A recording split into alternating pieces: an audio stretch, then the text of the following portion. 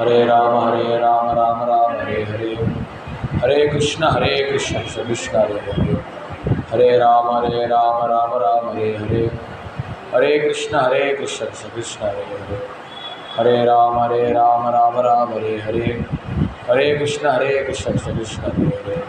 गोपिका जीवन स्मरणम, सद्गुरु महाराज की। श्रीकांतो मातुलो यस्य जननी सर्वमंगला, जनकः शंकरो देवः तं वन्दे गुजराणं।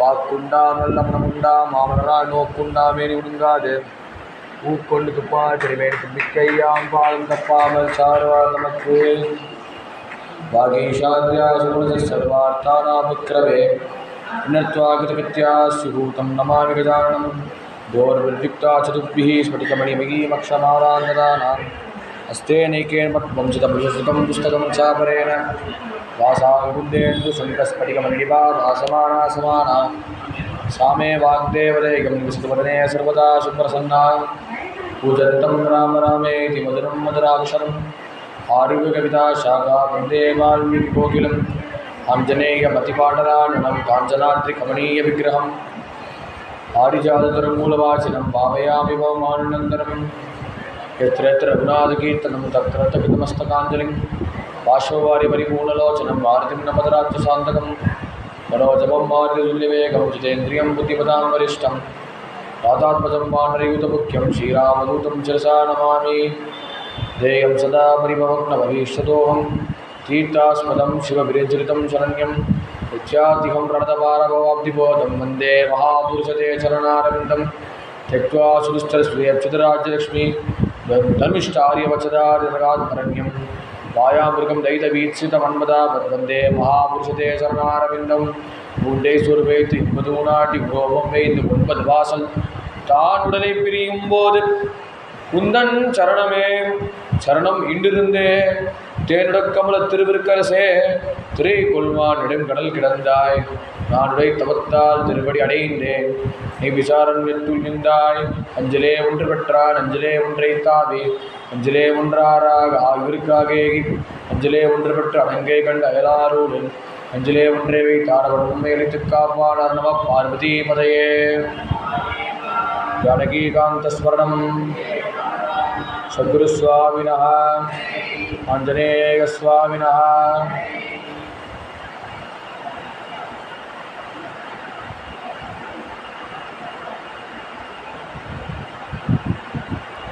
சிவபதியான பகவானோட பரமானுக்கிற விசேஷத்தினால் சத்குருநாதால் பரமகிருபையால் நம்ம தொடர்ந்து வால்மீகி ராமாயண ஸ்மரணம் பண்ண பாக்கியத்தை கொடுத்துருக்கார். அதில் ராமபிரான் முக்கியமாக விபீஷனுக்கு அபயப்பிரதானம் அளித்தால் இதில் விபீஷனோ சக்ரிதேவ பிரபன்னாய தவாஸ்மி இத்தி யாச்சதே அபயம் சர்வபூதேபியோ ததாமியது பிரதம் மம. அப்படி விபீஷனோ வா சுக்ரீவா எரிவா ராவணஸ்வயம் அப்படின்னு சுக்ரீவன்கிட்ட கட்டளையிடுறார். இந்த மாதிரி விபீஷன் வந்தாலும் பரவாயில்ல, 10 தலை அரக்கன் ராவணாசுரன் வந்தாலும் பரவாயில்ல, நான் அபயம் கொடுக்க தயார் அப்படின்னு ராமபிரான் தன்னோட ஸ்தானத்தை காட்டினார். அப்படி ராமபிரான் ஸ்தானத்தை காட்டின மாத்திரத்தில் விபீஷணன் ஆழ்வான் ராவணனோட பலம் என்ன பௌருஷம் என்ன முழுக்க பாடரட்டியும் ராமபிரான்கிட்ட சொன்னார். அப்புறம் சமுத்திரம் சோசேஷியாம உத்வாம் சாசி பிளவங்கமா அப்படின்னு சமுத்திரத்தை பத்தடிச்சிருவேன் அப்படின்னு தன் பௌருஷத்தை காட்டி தன்னோட தெய்வம் என்கிற ஸ்தானத்தை காட்டின உடனே சமுத்திரராஜனும் தன்னோட மனைவியும் சேர்ந்து சரணாகதி பண்ண மாத்திரத்தில் சேது மந்திரத்தை பாலத்துக்கு கட்டும்படியான சகாயம் பண்ணினார். அது குரங்குகள் மலையை நோக்கு அப்படின்னு வானர்கள் எல்லாம் மலையை தூக்கி போடுறார். அப்புறம் அணில்கள் தன்னால் முடிஞ்ச அளவுக்கு இக்கினியான கற்களால் வச்சு பாலத்தை கட்டினார். அப்படி பாலத்தை கட்டின வேதத்துக்கு முன்னாடி சுகசாரணரோட தௌத்தியம். அதுக்கப்புறம் ராமபிரான் லம்ப சிகரத்திலேருந்து திரிகூட சிகரத்திலே லம்ப சிகரத்து பிரயாணம் பண்ணுறார். அது பக்கமாக சுவேல பர்வதத்தில் ராமர் லக்ஷ்மணர் எல்லா வானரர்களும் சேர்ந்து அங்கேருந்து அங்கே வாசம் பண்ணுறாள் அப்படின்னு சொல்லி நேற்றைய தினம் வரைக்கும் பூர்த்தி பண்ணோம். இப்போ அவள் சேர்ந்து எல்லாருமே ஒரு குட்டாரத்தை அமைச்சர்.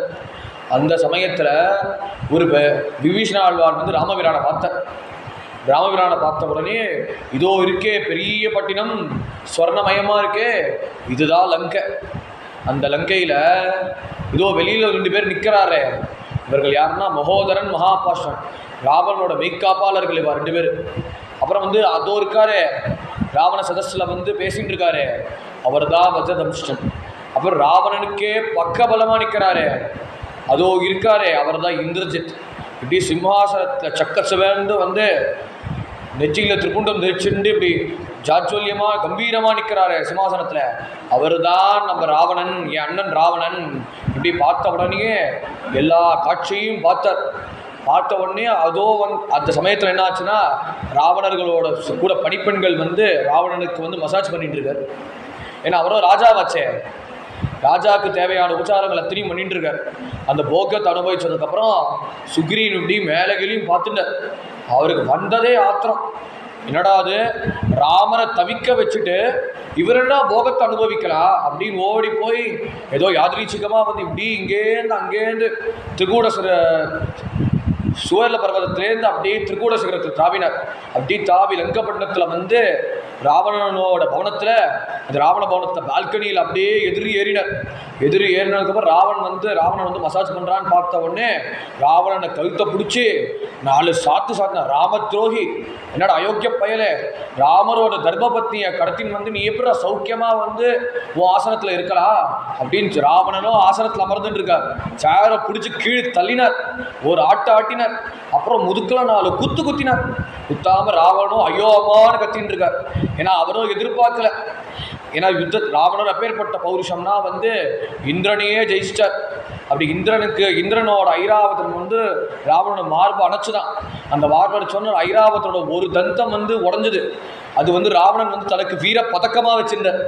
அப்பேற்பட்ட ராவணன் அப்பேற்பட்ட தேவர்களை எல்லாரையும் யமனாட்டமாக வந்து எல்லாரையும் பயமூர்த்தினார். இப்போ சுக்ரீவனுக்கு அடி வாங்கிட்டு இருக்கார்.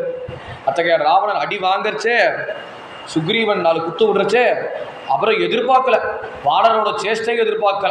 அப்படின்னு பார்த்த உடனே ராவணன் திடீர்னு ஆலோசனை பண்ணினார், இவளை வந்து இப்படியே விட முடியாது, நம்மளும் அடி வாங்கிட்டு இருக்கோமே அப்படின்னு திடீர்னு மாயாபலத்தை பிரயோகம் பண்ண ஆரம்பிச்சார். மாயாபலத்தில் வந்து சுக்ரீவனோ வந்து ராவணன் அடிக்கிறான்னு போனால் ராவணன் பின்னாடி அடிக்கிறான். அப்புறம் சுக்ரீவனால் சமாளிக்கவே முடியல ராவணனை. அப்புறம் வந்து எப்படிடா சுத்தம் பண்ணுறதுன்னு சுக்ரீவன் திண்டாடுறச்சே அப்புறம் ராவணன் எங்கே போவான்னு தெரிஞ்சு ராவணனும் ஆகாச மார்க்கமாக இருக்கார். சுக்ரீவனோ ஒரு குதிச்சு ராவணனை ஒரு தட்டி அப்படியே கிரீடத்தை பிடுங்கினார். கிரீடத்தை பிடுங்கி அப்படியே குதிச்சு எங்கே சுவேல பர்வதத்தில் ராமன் வாசம் பண்ணிட்டு இருக்காரோ அங்கே டக்குன்னு போயிட்டார். டக்குன்னு போய் ராவணோட சரணாகத்தில் வந்து கிரீடத்தை சமர்ப்பணம் பண்ணினார். ஆனால் ராமருக்கு ஒரே தூக்கி வாரி போட்டுச்சு, என்னடா பயங்கரமான காரியம் செஞ்சுருக்க, அதுவும் நான் சொல்லிதாம்மா நீ போனோம், நீ ஏன்பா அதிக ரசிகமாய் போய் குதிச்சு போய் ராவணனை போய் நைஸாக யுத்தம் பண்ணிட்டு வந்திருக்க, இதனால என்ன ஆகும் தெரியுமா, இது நம்ம ராஜ்யம் இல்லைப்பா, ராவணனோட ராஜ்யம், அவன் தான் மகாராஜா, கொஞ்சம் மதிக்க கற்றுக்கோப்பா, அதில் அவசரப்பட்டு நீ முடிவெடுக்காத, நீ இதனால என்ன ஆகும்னா வந்து நீ பந்திப்படுவ, அதனால நான் யாரு காரணமோ நானும் சேர்ந்து பந்திப்படுவேன்பா, அதனால ஜாக்கிரதையா முடிவெடு. இதுல வந்து ராமர் வந்து இவருக்கு உபதேசம் பண்ணினார் ஒரு பக்கத்துல, இன்னொரு பக்கம் சுக்ரீவனோட ஹிருதயம். சுக்ரீவனோ ராமரை முதல்ல சந்திக்கிறச்ச ஆஞ்சநேய சுவாமி மூலியமாக தான் தைரியமே வந்தது இருக்கு. அப்போது சுக்ரீவன் வந்து ஆஞ்சநேய சுவாமிகிட்டேருந்து ராமரோட கஷ்டங்களை கேட்டார். சவணம் பண்ணுறச்சே ராமரும் தூங்குறச்சே மறுத்துக்கச்சே சீதை இங்கே விக்ஷத்துக்கு விக்ஷமா, மரத்துக்கு சமுத்திரத்துக்கு சமுத்திரமா, பர்வத்தத்துக்கு பர்வத்தமா, ஒரு பாறாங்களுக்கு பாறாங்கலாம் சீதை இங்கே அங்கங்கே தேடினான். அப்படி சீதையை நினைச்சுட்டே அழுதுன்னு இருக்கார். ரொம்ப நேரம் தூக்கமே இல்லை அப்போ ராமருக்கு. அப்போ சுக்ரீவன் சமாதானப்படுத்தினா, நானும் என் மனைவி எழுந்துட்டேனே, நான் எப்படி இருக்கேன் பார், தைரியமாக இருக்கேன் பார் அப்படின்னு உபகாரினம் மித்ராக, இப்பேற்பட்ட உபகாரம் பண்ணியே அப்படி ராமபிரானை கொண்டாடினார். அப்படி கொண்டாடச்சே எப்போனா தனக்கு கஷ்டம் தீர வரைக்கும் அப்படின்னு வந்து ராமர் நானும் சேம் பிஞ்சு அப்படின்னு எல்லாரும் சேர்ந்துட்டு அப்படி சுக்ரீவன் வந்து ராமர் தன போலவர், எப்படின்னா அவருக்கும் அனுகூலமான பிராத்தா அமையல, எனக்கும் அனுகூலமான அண்ணா அமையல, அவரும் ராஜ்யத்தை விட்டு எழுந்திருக்கார், நானும் ராஜ்யத்தை விட்டு எழுந்திருக்கேன், அவரோ பத்னியை விட்டு தியாகம் பண்ணியிருக்கார், நானும் என்னோட பிரிய பத்னி ருமா விட்டு தியாகம் பண்ணியிருக்கேன். இப்படின்னு வந்து தனக்கு என்ன லிமிட்டேஷன்ஸோ அது ராமரோட ஈக்குவேட் பண்ணினார் முதல்ல. அதுக்கப்புறம் ராமர் தான் சாயம் பண்ணுவான்னு சுருடி கொடுத்தார். அப்படி ராமரை பரீட்சை பண்ணினார். உங்களால் முடிஞ்சால் துந்துபியோட எலும்பு தோலை எலும்பை 100 யோஜனை தூரம் தள்ள முடியுமா அப்படின்னு ராமர் தன்னோட கணுக்காலால் ஒரு அழுத்தின உடனே அந்த எலும்பை தள்ளினார். அப்படின்னு கிஷ்கிந்தா காண்டத்தில் பார்த்தோம். ஒரே ஒரு பானத்தினால சால விருட்சத்தை அத்தனையும் வீழ்த்தினதுக்கு அப்புறம் தான் ராமர் ஒரு பெரிய வீரன் அப்படின்னு ஒரு அபிப்பிராயம் வந்தது. அப்போ பகவான் லேசாக வரலை. ஆஞ்சநேய சுவாமியோட அனுகிரகத்தினால ஏதோ வீரன் அவரால் எல்லாம் சாதிக்க முடியும் அப்படின்னு வந்திருக்கு. ராமரும் அதை திருத்த முயற்சி பண்ணலை. அப்புறம் வாலிபதமானதுக்கு அப்புறம் ராமர் பராக்கிரமசாலி, ராமரால் எல்லாம் முடியும், எல்லா சக்தி உண்டு அப்படின்னு தீர்மானம் வந்தது. இதுக்கப்புறம் ராமர்கிட்ட என்ன பாவம் வந்ததுன்னா கடைசியில் ராமர்கிட்ட பாவம் வந்ததுக்கப்புறம் ராமரோட ஒரு நட்புணர்ச்சியிலேருந்து ராமர்கிட்டே கைங்கரி பண்ண வேண்டும் அப்படின்னு ஒரு பாவம் வந்தது. அப்படி கைங்கரி பண்ண பாவத்தை பிரயோஜனம் என்னாச்சு? எடுத்தாப்புல ராவணனை பார்த்தா அவர் எனக்கு மாத்திரம் சத்ரு இல்லை, ராமபிரானுக்கு பரம சத்ரு, அவர் விட்டு வைக்கக்கூடாது அப்படின்னு அந்த பாவம் எதனால் வந்துச்சுன்னா குரு கிருபை, ஆஞ்சநேய சுவாமியோட கிருபை. ராமர் திருத்தனோட பிரயாசமே படலை. இன்னும் கொஞ்ச நாள் போகட்டும், அவர் அப்போதான் பகவான் பரமபுருஷன் அப்போதான் புரிஞ்சுப்பார், மூலபல யுத்தத்துக்கு அப்புறம் தெளிவாக புரிஞ்சுப்பார் அப்படின்னு இப்போ பார்க்க போகிறோம். அப்படின்னு சுக்ரீவன் புரிஞ்சதுக்கப்புறம் சுக்ரீவனோட பக்தி ராமர் புரிஞ்சுட்டு சமாதானப்படுத்திட்டு காடமாக ஆலிங்கனம் பண்ணினார். அந்த கிரீடத்தை லக்ஷ்மணன் என்ன பண்ணார்னா விபீஷனுக்கு திரும்பி திரும்பி பட்டாபிஷேகம் பண்ணினார். ஏன்னா பட்டாபிஷேகத்துக்கு வேணுமே அந்த கிரீடம் அப்படின்னு கிரீடத்தை பத்திரமா வச்சிருந்தார். அப்படி பத்திரமா வச்சிருந்ததுக்கப்புறம் மேற்கொண்டு யுத்தத்துக்கு உண்டான எல்லாரும் தயாரானோம். அப்போது ராவணன் என்ன பண்ணாருன்னா அவரோ 4 திசையில் லங்கை இருக்குது. அந்த 4 திசையில் கிழக்கில் யார் நிற்கிறான்னா ராவணனோட படத்தளபதி சேனாபதி பிரஹஸ்தன். அதுக்கப்புறம் தேர்க்கில் மகோதரன் மகாபாஷ்வன் நிற்கிறார். மேற்கு பகுதியில் ராவணனோட புத்திரன் மகாயோத்தா மகாவீரன் இந்திரஜித். அப்புறம் வடக்கில் ராவணன் நிற்கிறார். இப்படின்னு ராவணனோட அதை தெரிஞ்சு ராமன் தனக்கு என்ன யுத்தத்துக்கு உண்டான செயல் ராமபிரான் ஏற்பாடு பண்ணினார். கிழக்கில் நீலன் நிற்கிறார். ஏன்னா பிரஸ்தனும் சேனாபதி ராவண சேனையில், அதேமாதிரி ராமர் சேனையில் சேனாபதி யாருன்னா நீலன், சாட்சாத் அக்னி பகவான் அம்சம். தெற்கு திசையில் வாலிபுத்திரனான அங்கதன். அப்புறம் மேற்கு திசையில் சாட்சாத் ஆஞ்சநேய சுவாமி. அப்புறம் வடக்கு திசையில் ராமபிரானும் லக்ஷ்மணனும் நிற்கிறார், விபீஷனும் கூட நிற்கிறார். அப்புறம் ஜாம்பவான் எங்கே நிற்கிறார் நமக்கும் கேள்வி வரும். ஏன்னா வயசானவராஜ ஜாம்பவான் 3 யுகத்திலேருந்து இருந்தவர். கிருதயுகத்தில் பெருமாள் வாமனாவதாரம் எடுக்கிறச்சே ஓங்கி உலகார்ந்த உத்தமன் பேர் பாடி அந்த சமயத்தில் பிரம்மா என்ன பண்ணார்னா கமண்டலு வேத கர்ப்பா, அப்படி பிரம்மா கமண்டலு ஜலத்தினால பெருமாளோட பாதத்துக்கு அபிஷேகம் பண்ணினார். அந்த கமண்டல ஜலம் தான் கங்கை. அப்புறம் ஜாம்பவான் என்ன பண்ணார்னா வேரி விருதங்கத்தை தட்டிண்டு பெரிய உலகளந்த பெருமாளை 3 தடவை இல்லை 10 தடவை பரிக்கிரமா பண்ணியிருக்கார். அப்படி உலகம் அடைந்த உலகளந்த பெருமாளை 10 தடவை பரிக்கிரமா பண்ணவராச்சு. அப்புறம் திரேதாயுகத்திலையும் இப்போ ராம சாயம் பண்ணுறார். துவாபர யுகத்தில் பின்னாடி கண்ணனோட தொந்த யுத்தம் பண்ணி கண்ணனுக்கு மாமனாராக வாக்கப்பட போகிறார். தன்னோட பொண்ணு ஜாம்பவதி கிருஷ்ணரை கல்யாணம் பண்ண கொடுக்க போகிறார். அத்தகையான ஜாம்பவான் எல்லா திசையிலும் எல்லா இடத்துலையும் இருக்கார். அதுக்கப்புறம் யுத்தம் ஆரம்பிக்க போகிறது.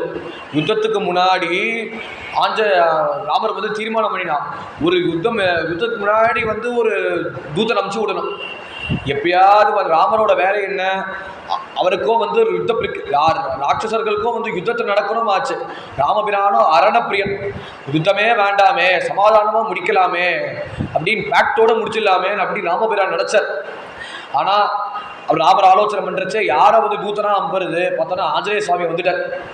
ஏன்னா ஆஞ்சநேய சுவாமியோர் யாத்ரீச்சிகமாக தூத்தமாக போனார்.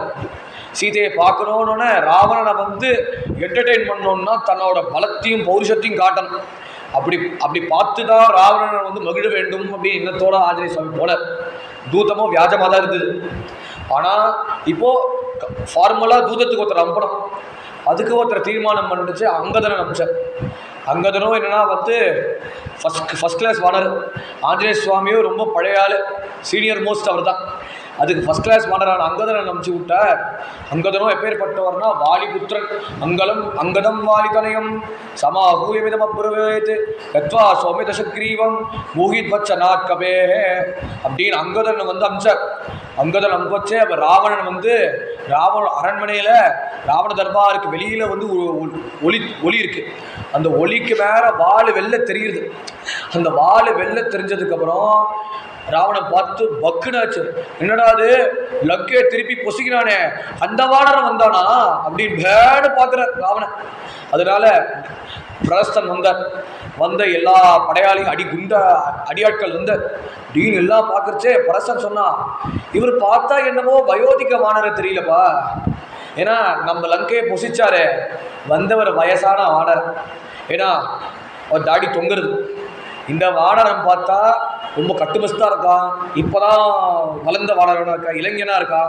அதனால் நமக்கு ஒன்றும் பிரயோஜனம் இல்லை, நம்ம சமாளிக்கலாம் அப்படின்னு பிரஸ்தன் பார்த்தோன்னா முதல்ல வாள் இறங்கிடுச்சு. அப்படின்னு படிப்படியாக கீழே இருந்தோன்னே ராவணனுக்கு திக்காச்சு. கஸ்வம் வானரன்னு சொன்னோமே, இப்போ தடருண்டு கஸ்வம் வானரா அப்படின்னு ராவணன் பயத்தில் சொல்கிற, யாரா இந்த வானரனு அப்படின்னு பயத்தோட கேட்கிறார். கேட்ட உடனேயே அவர் சொல்றார், அங்கதம் வாலிதனயம் சமாஹூயனம் அப்ரவீத்து. நான் வேற யாரும் இல்லை, அவர் வந்தாரே அந்த வானரனு அவரோட சபார்டினேட் நான், அங்கதம் வாலிதனயம். நான் வாலியோட புத்திரன் அங்கதன்னு பேர். எனக்கு ஏதோ ராமபிரான் சொல்லியிருக்கார், கட்டளையிட்டார், நான் வந்திருக்கேன். இப்படி வந்ததுக்கப்புறம் ராவணனுக்கு ஒரே சந்தோஷம். ஆஹா, அங்கதன் வந்தியா, வாலிபுத்திரன் வந்தியா. அப்புறம் ராவணனை பார்த்து, உன்னை எங்கேயோ பார்த்தாமாய் தோன்றுறதேன்னு. என்னடா சொல்ற, நீ தானே அந்த பம்பர ராவணன்னு தோன்றுறது. உங்களை வச்சுதான் எங்க தகப்பனார் வந்து அவரோ வந்து சந்தியாவனம் பண்ணிட்டு இருக்க. சமுதிரத்தில் சந்தியாவனம் பண்ணுறச்சு, சமுத்திரக்கரையில் சந்தியாவனம் பண்ணுறச்சு 10 தலை 20 புஜங்களோட வாலியை சமாப்தி பண்ணியே தீரணும்னு அந்த கொலவெறியோட வந்தவராச்சே வரச்சே. அப்போ வாலியை வந்து சோக் பண்ணி தீரணும்னு நினைச்சார். அவரோ வந்து என்ன பண்றா, சந்தியாயிடுமா, சாவித்திரேனுமா, காயத்ரேனுமா அப்படி திக் நமஸ்காரம் பண்ணிட்டு இருக்கார். அப்புறம் வந்து திக் நமஸ்காரம் பண்ணுறச்சே ராட்சை சேஷமா தேசியமானோ மேலே கீழே பார்க்கறச்சே ராவணனோட 10 தலை அப் டவுன் கீழே போயிட்டே இருக்கு. அதுக்கப்புறம் வந்து சமுத்திரத்தில் ஸ்நானம் பண்ணுறச்சே ராவணனும் கூட சமுத்திர ஸ்நானம் பண்ணலாம். இப்படியும் இத்தனை நேரம் அனுஷ்டானம் பண்ணுறானேடா, எனக்கு தாமதமாகுது, நான் விட்டுரு ராவணன் கெஞ்சின உடனே அப்போ லேசாக பிரக்ஞை வந்தது. அப்புறம் காதில் வந்து வாலியும் கத்துறப்பெல்லாம் வாலியோட காதில் வலின்னு கத்தின. அது கத்தின உடனேயே வாலி என்ன பண்ணாருன்னா 10 தலை 20 புஜத்தோட ராவணன் என்ன பண்ணாருன்னா அவர் அப்படியே ஐஷன் வந்து அங்கதனோப்போ 1 வயசு குழந்தை. அதில் பார்த்தோன்னே, அங்கதா உனக்கு பம்பரம் மைண்டு வந்திருக்கேன், இதோ பாரு அப்படின்னு வந்து அவரோ வால் நீளமாக இருக்கு. அந்த நீளமான வால்னு பரமேஸ்வரன் அனுக்கிறதுனால வால் நீளமானதுனால அவருக்கு வாலின்னு பேர். அந்த நீளமான வால்னால 10 தலை 20 புஜோடைய ராவணன் ஒரு சுத்தினான். அவனும் பம்பர மாட்டுமா சுத்தினான். ஏன்னா ஏற்கனவே காத்தவீராஜன் அடி வாங்கினவனாச்சே ராவணன். அவரை பந்திப்படுத்தி வச்சார். பரசுராமர் தான் அவனுக்கு வந்து ஜெயிலேன்னு ஜாமீன் வாங்கி கொடுத்துருக்காரு காத்தவீராஜன். அத்தகையான 10 தலை 20 பூஜை ராவணத்தை வந்து சுத்த வச்சோடனே அங்கதனும் விளையாட்டா தட்டினான். அந்த ராவணனா, அந்த பம்பர ராவணனா நீனு அப்படி பார்த்தோடனே, ஏண்டா அதை ஞாபகப்படுத்துற, நீயோ வாலிபுத்திரனாச்சே, உங்கள் அப்பாவும் நானும் நாங்களாம் ரொம்ப க்ளோஸ் ஃப்ரெண்ட்ஸு. ஏன்னா அப்பாவுக்கு பயந்துனால நீ ஃப்ரெண்ட் ஆகிட்டியோன்னு. இல்லைப்பா, நாங்கள் அப்போவே பழக்கம் உண்டு, சும்மா விளையாட்டுக்கு நம்ம யுத்தம் பண்ணினோன்னு. அது பார்த்தோன்னே வாலி புரிஞ்சுது, ராவணனும் நைஸாக பண்ணுறான்னு புரிஞ்சுது. இந்த மாதிரி வாலி என் அப்பம் பேரை சொல்லியே வந்து என்ன பண்ணுறான், என் பக்கத்தில் இருக்கணும்னார். அதனால ராவணன் என்ன சொன்னான்னு காது கொடுத்து வாங்கிக்கிற. கத்வா சௌமிய தசகிரீவம் ப்ரூஹியத் வச்சனார்க்கவே அப்படின்னு எங்கள் எஜமான் ராமபிரான் சொல்கிறார். நீ ஒரு காரியம் பண்ணு, நீ வந்து சீதையை வந்து திருப்பி கொடுத்துரு. சீதையை திருப்பி கொடுத்தினா உங்களுக்கும் க்ஷேமம், உங்கள் மனைவி க்ஷேமம், உங்கள் வர எல்லா மந்திரிகளும் எல்லாரும் கூட்டத்தில் இருக்காளே, சபையில் இருக்கிற எல்லா மந்திரிகளும் க்ஷேமமாக இருப்பா அப்படி சொல்ல விட்டு, என்னடா சொல்ற, இவனை சமாப்தி பண்ணிடுறா இப்பவே அப்படின்னோட 15 குண்டர்கள் ஒரு பக்கத்தில், இன்னொரு பக்கத்தில் 15 குண்டர்கள், மொத்தம் 30 ராட்சசர்கள் வந்து அங்கதனை வந்து 2 கையங்களமா பிடிச்ச. இவர் இப்பவே பந்தி பண்ணிடுறா அப்படின்னு உடனே பந்தி பண்ணணுமா, ஜெய் ஸ்ரீராம் ஒரு குதி குதிச்சார். குதிச்சோடனே எல்லாருமே டைட்டாக பிடிச்சிட்டு இருக்க. டைட்டாக பிடிச்ச அங்கதான் என்ன பண்ணாருன்னா அப்படி ஆகாச மார்க்கமாக பறக்கிறார். பறந்த உடனே இவா மண்டை வந்து 360 டிகிரிஸ் அங்கங்க சுத்தின்றது. அப்படியே பிடிச்சி ஒரு உதறினா பூமியில கீழே வந்து எல்லாரும் காலகத்தி இறந்துச்சார். அப்புறம் புஷ்ப விமானம் வந்தது. அந்த புஷ்ப விமானத்தில் வந்து ஒரு கலசம் இருக்கு. அந்த கலசத்தை வந்து காலால கெட்டி உடைச்சு பாதி துவம்சம் பண்ணிட்டு போயிட்டார் அங்கதன். அதுக்கப்புறம் ராவணனும் ஒரே அவரால் தாங்க முடியல, காதை கொடுத்து கேட்க விட முடியல, ஒரே கஷ்டமா இருந்தது ராவணனுக்கு. அதுக்கு முன்னாடி சீதைக்கு எப்பயாவது கலங்கம் ஏற்படணும், அங்கதன் பண்ண தொல்லையை தாங்க முடியலையே, சீதைக்கு ஏதாவது கலங்கம் ஏற்படணும் என்ன பண்ணாருன்னா வித்யுச்சிஹ்வன் வந்து அவரோட மெஜிஷியன் மாயாவி அவரை கூப்பிட்டு மாய ராமரை வதம் பண்ணிடு அப்படின்னு ராமரோட சிரஸை வந்து கொண்டு வா அப்படின்னு சொல்லி ராவணனும் வித்யுச்சிஹ்வனும் அந்த ராமரோட சிரஸை கொண்டு வந்தார். பார்த்த உடனே சீதா அலறினா, ஆஹா ராமர் காலகத்தி அடைஞ்சிட்டாரே அப்படின்னு அலறினோட கதறி எழுதார் சீதா. அவர் சொல்றச்சே ஒன்றும் இல்லை, நான் என்னோட படத்தளபதி பிரஸ்தன் இருக்காரு, பிரஸ்தன் வந்து ராமரை கைங்கலமாக பிடிச்சி சிரத்தை சேதம் பண்ணிட்டார் அப்படி சொன்ன உடனே சிரிச்சார் ராவணன். சீத்தை கதறி எழுதார். கதறி எழுதுக்கப்புறம் கொஞ்சம் நேரம் கழிச்சு பிரஸ்தன் அப்போ தான் உள்ளே வர. உள்ளே வந்ததுக்கப்புறம் பிரஸ்தா சபாஷ் நீ பயங்கரமாக யுத்தம் பண்ணின. மகாராஜா நான் என்ன மகாராஜா யுத்தம் பண்ணினேன், ஏன்னா ராமரோட சிரசு நீ தான் பண்ணேன்னு. ராமரோட சிரசு எங்கே இருக்கு தெரியவே இல்லையே அப்படின்னு வச்சனம் வெளில கேட்டுன்னு இருந்தது. அந்த சமயத்தில் கூட சரமான் இருந்தார் விபீஷனோட மனைவி. சமாதானப்படுத்திட்டு கவலைப்படாதமா, நீ ஒன்றும் கவலைப்படாத, ராமரை யாராலையும் வதிக்க முடியாது, ஏன்னா ராமரோட பராக்கிரமம் வந்து ஏன்னா நீ எப்பேற்பட்ட பதிவிரத்தை உன் பாதிவிரத்தையும் ஒரு பொழுதும் பங்கமாகாது அப்படின்னு சீதை சமாதானமானதுக்கப்புறம் ஒரு பக்கம் கேட்டார். இன்னொரு பக்கம் பிரஸ்தன் வந்து ஆச்சரியப்பட்டது உடனே தெரிஞ்சது நடந்தது மாய அப்படின்னு தீர்மானம் ஆயிடுச்சு. அப்புறம் தன் மத்தியில் அங்கதன் போய் ராமர்கிட்ட போய் விண்ணப்பிச்சார். விண்ணப்பிக்கிறச்சே ராஜா எதுக்கும் புலப்படலை, யுத்தம் தான் ஒரே வழி அப்படின்னு தீர்மானம் பண்ணதுக்கப்புறம் எல்லாரும் தயாரானார். இந்த பக்கம் வானர படைகள் எல்லாரும் கையில் வந்து பர்வதத்தையும் ஒரு பக்கம் பாறாங்கல்லும் ஒரு பக்கம் எல்லா விக்ஷத்தையும் ஆயுதமாக வச்சுருக்க, கையில் என்ன கிடைக்கிறதோ ஆயுதம். அப்புறம் இன்னொரு பக்கத்தில் வந்து ராட்சச சேனை எல்லாம் கையில் வந்து நல்லா கத்தி கபடா கேடயம் அப்புறம் பெரிய பெரிய வில்லு அம்புகு போன்ற பெரிய பெரிய ஆயுதங்களை கொண்டு வர, எல்லாரும் பெரிய பெரிய அஸ்திர சஸ்திரங்கள்லாம் கொண்டு வர. எல்லாரும் எப்படின்னா ரத்தகஜத்துர ரத்தகஜத்துரக பதாதி சைன்யத்தை எல்லாரும் இருக்கார். இவர்களும் எல்லாம் பதாதி சைன்யம் தான். யாருமே எதுலேயும் வந்து சாரத்தியம் இல்லை, எதுவும் எல்லாம் பூமியிலேருந்து யுத்தம் பண்ணுறான். அப்படி 2 பேர் தயாராக இருக்கச்சே அப்போ இந்திரஜித் வந்தான். அப்போ இந்திரஜித் வந்து நாகபாசத்தை போட்டேன். ஏன்னா யுத்தத்துப்படி என்ன தர்மம்னா முதல்ல வந்து சாமானிய சஸ்திரங்களை தான் வச்சு உபயோகிக்கிறான். ஏதாவது ஆபத்தான சூழ்நிலை எகட்டான சூழ்நிலை வந்ததுன்னா அஸ்திரத்தை பிரயோகம் பண்ணான். இவர் எடுத்தோடையே வந்து நாகபாசத்தை பிரயோகம் பண்ணினார். பிரயோகம் பண்ணுறச்சே அப்போ இந்திரஜித் என்ன பண்ணார்னா எல்லாரையும் அடித்தார். ஆஞ்சநேயரை தள்ளினார், லக்ஷ்மணரை ஜெயிச்சார், இப்படி ராமரை ஜெயிச்சார், இப்படி எல்லாரும் ஜெயிச்சார். நாகபாசத்தினால எல்லாரையும் கட்டுப்படுத்தினார். அப்புறம் ராமர் லக்ஷ்மணரும் இதுக்கும் கட்டுப்படுத்தினார். எல்லா வானரர்களும் கட்டுப்படுத்தினார். கட்டுப்படுத்தினதுக்கப்புறம் அங்கே விபீஷணனும் ஆஞ்சநேயர் சுவாமி தவிர எல்லாரும் கட்டுப்படுத்தினார். அப்புறம் எப்படி தப்பிக்கிறதுன்னு தெரியல. அப்புறம் வந்து சில வானரர்களும் கதறினார். அந்த வலி தாங்க முடியாமல் கதறினார். கதறச்சே அப்போ ராவணனுக்கு ஒரே சந்தோஷம். விபீஷணனோ இந்திரஜித்தோ ஜெயத்தை அடித்து கொடுத்துருக்காரு. ஜெயத்தை அடித்து கொடுத்ததுக்கப்புறம் ராவணன் வந்து அந்த மாய ராம வதம் வந்து பொய்யா போச்சுன்னு தெரிஞ்சிது. அதனால சீதையை வந்து நிஜமாக காட்டணும். நிஜமாக காட்டுறச்சே எனக்கப்போ அந்த இன்பம் கிடைக்கும், நான் சீதையை நல்லா அனுபவிக்கலாம் அப்படின்னு அந்த இன்பத்தோட ராவணன் என்ன பண்ணார், புஷ்ப விமானம். அந்த புஷ்பக விமானத்தில் கூட யார் போனா திரிஜட போல. அப்படி போகச்சே என்ன ஆச்சுன்னா வந்து திடீர்னு சீதையை வந்து பார்க்குறேன். சீத்தை இப்படி பார்க்கறச்சே ராமரும் ரொம்ப கஷ்டப்படுறார். ராமரும் வந்து தவிக்கிறார், லக்ஷ்மணரும் தவிக்கிறார். இதை பார்த்தோன்னு கண்ணிலேருந்தே தாரதா ஜலம் வருது. மேற்கொண்டு சொல்கிறான், தேவ்ய சர்வே ஹதே ராமே ஞானினா அமிர்தவாதினா ததசீதா ததசோபௌ ஷயானோ சரதல்பயோ லக்ஷ்மணம் சாபி ராமம் ச விஷக்ஞௌ சரபீடிதௌ ஊச்சுர் லக்ஷ்ய लक्षणिनो हेमां पुत्रिण्ये अविद्येति च तेभ्य सर्वे हते रामे ज्ञानिनः अनृतवादिनः यज्जुनो महिषीं ये मामूचु पत्नी च सत्रिणः तेभ्य सर्वे हते रामे ज्ञानिनः अनृतवादिनः இப்படின்னு ஒரு ஸ்லோகம் அப்படியே சொல்லிட்டு வர. அப்படி ஞானிகள் வாழ்வதற்கா நம்ம கல்யாணம் வேற யாரும் நடத்தலையே, ஏதோ குப்பன் சுப்பன் நடத்தலையே நம்ம கல்யாணத்தை. நடத்துகிறவர் யாருன்னா உங்க புரோகிதர் வசிஷ்டர், எங்களுக்கு சதானந்தர். அப்புறம் இந்த தனுர்யாகத்துக்கு யார் நம்மளை அழைச்சிட்டு வந்தாருன்னா விஸ்வாமித்ர பரமாத்மா சுப்பாச்சந்திரமாச்சர் விஸ்வாமித்ர அழைச்சிட்டு வந்தார். அவரோ என்ன திட்டம்னா ராமபிரானும் சீத்தையும் சேர்த்து வச்சுக்கணும்னு திட்டம். அது சேர்த்து வச்சவர் விஸ்வாமித்ர மகர்ஷி யாகத்துக்கு யாஜகமா. இப்படின்னு ஞானிகள் நடத்தினாரே கல்யாணத்தை. நான் சுமித்திரைக்கு என்ன பதில் சொல்ல போறேன், கௌசல்யா அம்மாவுக்கு என்ன பதில் சொல்ல போறேன், அப்புறம் சுமந்திரனுக்கு என்ன பதில் சொல்ல போறேன், பரதாழ்வான் என்ன பதில் சொல்ல போறேன், விதவையா இருக்கேனே என்ன பதில் சொல்ல போறேன்னு இப்படி கதறி சீட்டை அழுத உடனே திருச்சத்தை சமாதானம் பண்ணினா, கவலைப்படாதனா நீயோ பாத்தியவர்த்தியம், நீயோ சாரித்திர உடையவர். சீதாயாக சரித்தமாக ராமாயணத்தில் சொல்ற மாதிரி சீதாயாக சரித்தமாக அப்பேற்பட்ட சாரித்திரமுடையவர். உனக்கு ஒருபொழுதும் கஷ்டம் ஏற்படாது.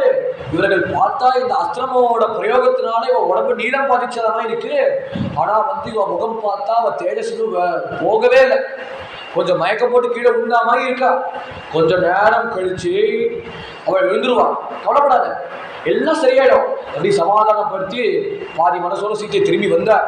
மறைச்ச வாடர்கள் எல்லாம் கதறினா, பாதி பேர் பிரஜையோடு இருக்க, பாதி பேர் அதில் மயக்கடிச்ச கீழே உண்ட இப்படி தவிக்கச்சே. அப்போ என்ன ஆயிடுச்சுன்னா கருடன் பார்த்துட்டு இருக்கார் வைகுண்டத்தில். அப்படி கருடன் பார்க்கறச்சே சும்மா இருப்பாரா? ஏன்னா இங்கே ஸ்ரீ திருவடி வேலை செய்கிறார். எனக்கோ ரோலே இல்லை இந்த ட்ராமாவில், ராமாயண நாடகத்தில் எனக்கோ ரோல் இல்லை.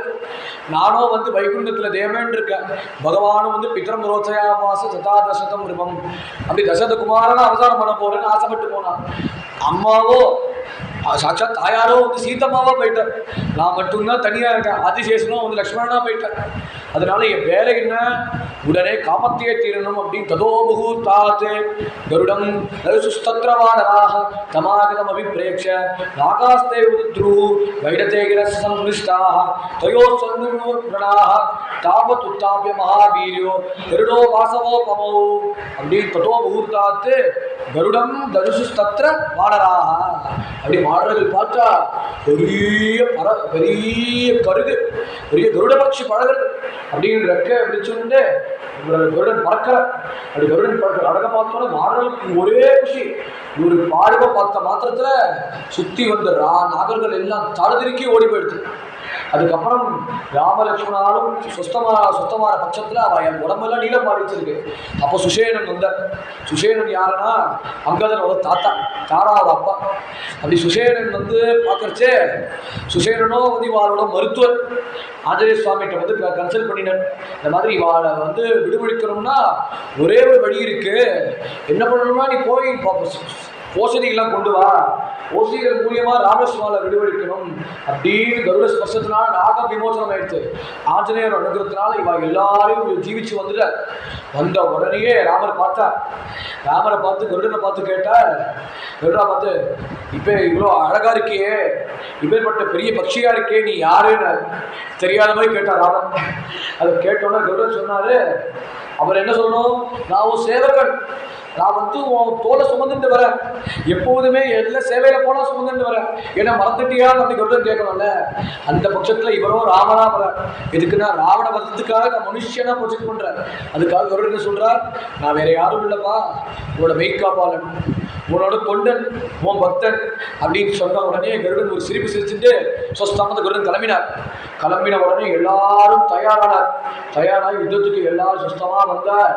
முதல் யுத்தம் அப்போதான் இந்திரஜித் போட்டதுக்கப்புறம் அப்புறம் எல்லாருமே எழுந்து வந்தார். அப்போ யார் வந்தார்னா தூம்ராட்சன் வந்தா, வஜ்ரமிஷ்டன் வந்தா. எல்லா அசுரர்களும் தூம்ராட்சன் ஆஞ்சநேய சுவாமி வதம் பண்ணினார், வஜ்ரமிஷ்டன் அங்கதன் வதம் பண்ணினார், அக்கம்பனன் ஆஞ்சநேய சுவாமி வதம் பண்ணினார், அப்புறம் பிரஸ்தன் நீலன் வதம் பண்ணார், உலக்கையால் அடிச்சு வதம் பண்ணினார். இப்படின்னு ராட்சசனை வதம் பண்ண மோதன மகாபாஸ்வர் அங்கதனும் ஆஞ்சநேய சுவாமி வதம் பண்ணினார். எல்லாரையும் வதம் பண்ணதுக்கு அப்புறம் அப்போதான் ராவணன் முதலையா யுத்தத்துக்கு வந்தார். யுத்தத்துக்கு கம்பீரமா ராவணன் வரச்சு. அப்போ அந்த சமயத்துல முதல்ல யாரோட சண்டை போடுறாருன்னா ஆஞ்சநேய சுவாமியோட சண்டை போடுறாரு. ஆஞ்சநேய சுவாமி பார்த்தார். ராவணா எப்படி இருக்க, ஞாபகம் இருக்கா உனக்கு? அக்ஷகுமாரனை வதம் பண்ணின ஞாபகம் இருக்கா? அப்புறம் பிரகிருத்தம் ஹிமயா பூர்வம் அக்ஷம் ஸ்வரசுதம் தவ ஏவ முக்தோ அனியசுதம் ஜகானோரசி பாணினா. 2 பேருக்கு துவந்த யுத்தம் நடக்கிறது, மல்யுத்தம் நடக்கிறது. ஆஞ்சநேய சுவாமி ராவணன் அடிக்க, ராவணன் வந்து ஆஞ்சநேய சுவாமி அடிக்க, 2 பேர் துவந்த யுத்தம் நடக்கிறது. நடக்கிறச்சு ஆஞ்சநேய சுவாமி ஓங்கி ஒரு குத்து விட்டார். ராவணன் வந்து தலைக்கு கீழே விழுந்ததுக்கப்புறம் கொஞ்ச நேரத்தை ஆசுவாசப்படுத்தி எழுந்தார். எழுந்த உடனே ஆஞ்சநேய சுவாமி தன் கையை பார்த்து காரி துப்பினார். என்னன்னா திகஸ்து மம வீரிய எஸ்வம் ஜீவசி ராவண சகுத்து பிரஹரேதானி துர்புத்தே கிம் விகித்தசே. என்னடா வீரியம் அது? நான் அடிச்ச அடியில எல்லாருமே வந்து காலகட்டி அடைஞ்சதான சரித்திரம். நீ எழுந்து வந்துட்டியடா. என் வீரத்துக்கு ஷேப், என் வீரத்துக்கு அசிங்கம் இப்போதான். ஏன்னா அப்பேற்பட்ட ராவணனுக்கு பராக்கிரமசாலி. ஏன்னா இன்னொரு என்ன பண்ணா, ராவணனுக்கு பிராப்தம் ஆஞ்சநேய சுவாமி காலகட்டி அடைகிறதுக்கு. ஏன்னா அவருக்கு ராவணன் கையால தான் வதம் அப்படின்னு வந்து ஏற்கனவே விண்ணப்பிச்சார். அப்படின்னு ஆஞ்சநேய சுவாமிகிட்ட அடி வாங்கி ராவணன் திருப்பி எழுந்து ராவணன் ஒரு அஸ்திரத்தை பிரயோகம் பண்ணி ஆஞ்சநேய மயக்கடிக்கும்படியாக வச்சார். அப்புறம் வந்து லக்ஷ்மணரை போய் யுத்தம் பண்ணணும்னு போனார். அப்புறம் ராவணனுக்கும் லக்ஷ்மணனுக்கும் பயங்கரமான யுத்தம், துவந்த யுத்தம் நடக்கிறது. அப்படி துவந்த யுத்தம் நடக்கச்சே லக்ஷ்மணன் அஸ்திரம் அடிக்கிறார், ராவணன் திரும்ப அதுக்கு பதில் சொல்றார். இப்படின்னு 2 பேருக்குமே வந்து நடக்கிறச்சே வந்து ராவணன் என்ன பண்ணாருன்னா லக்ஷ்மணரை மைக்கடிக்கணும்னு பார்க்கச்சே சக்தி அஸ்திரத்தை பிரயோகம் பண்ணார். அந்த சக்தி யார் கொடுத்தாருன்னா பிரம்மதேவன் ஏற்கனவே கொடுத்த சக்தி அஸ்திரத்தை பிரயோகம் பண்ணினார். அந்த சக்தி அஸ்திரத்தினால லக்ஷ்மணரை மயக்கடிச்சு கீழே உரும்படியாக வச்சார். அப்போ இதான் வாய்ப்பு. முதல் தடவை அனுமாரை ஜெயிச்சேன், லக்ஷ்மணரை ஜெயிச்சேன். நம்ம என்ன பண்ணலாம்னா லங்கை ஓஹாயின்னு எடுத்துன்னு போயிடலாம். ஓஹாயின்னு எடுத்துன்னு போய் என் மண்டோதரிக்கு நான் காட்ட போகிறேன். ஏன்னா நாரதர் ஏதோ வந்தாரே முன்னாடி யுத்தத்தில், நானும் தயார் பண்ணுறச்சு நாரதர் வாசலில் வந்தார். நாரதர் வாசலில் வரைச்சு ராவணா சௌக்கியமான சௌக்கியம், அதனால நானும் இப்போ யுத்தத்துக்கு போகிறேன், ஒரு அரை மணி நேரம் கழிச்சு விஜயத்தோடு வந்துடுவேன். நீ என்ன பண்ணனா மண்டோதரி கொடுத்த அதித்தி சத்காரத்தை நீ ஏற்றுக்கோ அப்படின்னு வந்து அப்படின்னு நாரதரை குசல பிரஷ்னமாக பேசி சமாதானமாக பேசி ராவணன் யுத்தத்துக்கு வந்தார். இப்போ அவர் எந்த தைரியத்தில் இருக்காருன்னா லக்ஷ்மணனை வீழ்த்தாச்சு. இப்போ என் வேலை என்ன, லக்ஷ்மணனை சுமந்துண்டு அப்படியே லங்காபட்டினத்துக்கு போனால் நாரதர்கிட்ட காட்ட போகிறேன். எப்பேற்பட்ட பிரபாவம் நான் அப்படின்னு நாரதர்கிட்ட வந்து சர்டிஃபிகேட் வாங்கும்படியாக நான் பண்ண போகிறேன் அப்படின்னு இந்த தைரியத்தோடு எடுக்கலான்னு போனார். அவர் சைரம் அப்படி இருக்குன்னா மாலையாட்டமாக இருக்கு. தூக்குறா தூக்குறா தூக்குறா தூக்குறா, தூக்கவே முடியல. கைலாசத்தை எப்படியோ 20 புஜங்களால் தூக்கினார். பார்வதி பரமேஸ்வரர் சேர்ந்துருக்கச்சே அவரால் தூக்க முடியல. ஏன்னா ஆடவம், நான் தான் பலசாலி, என்னால் தான் தூக்க முடியும். அப்பேற்பட்ட அலங்காரத்தினால தூக்க முடியல. அதை பார்க்கச்சு ஆஞ்சநேயர் லேசாக பிரக்ஞம் வந்தது.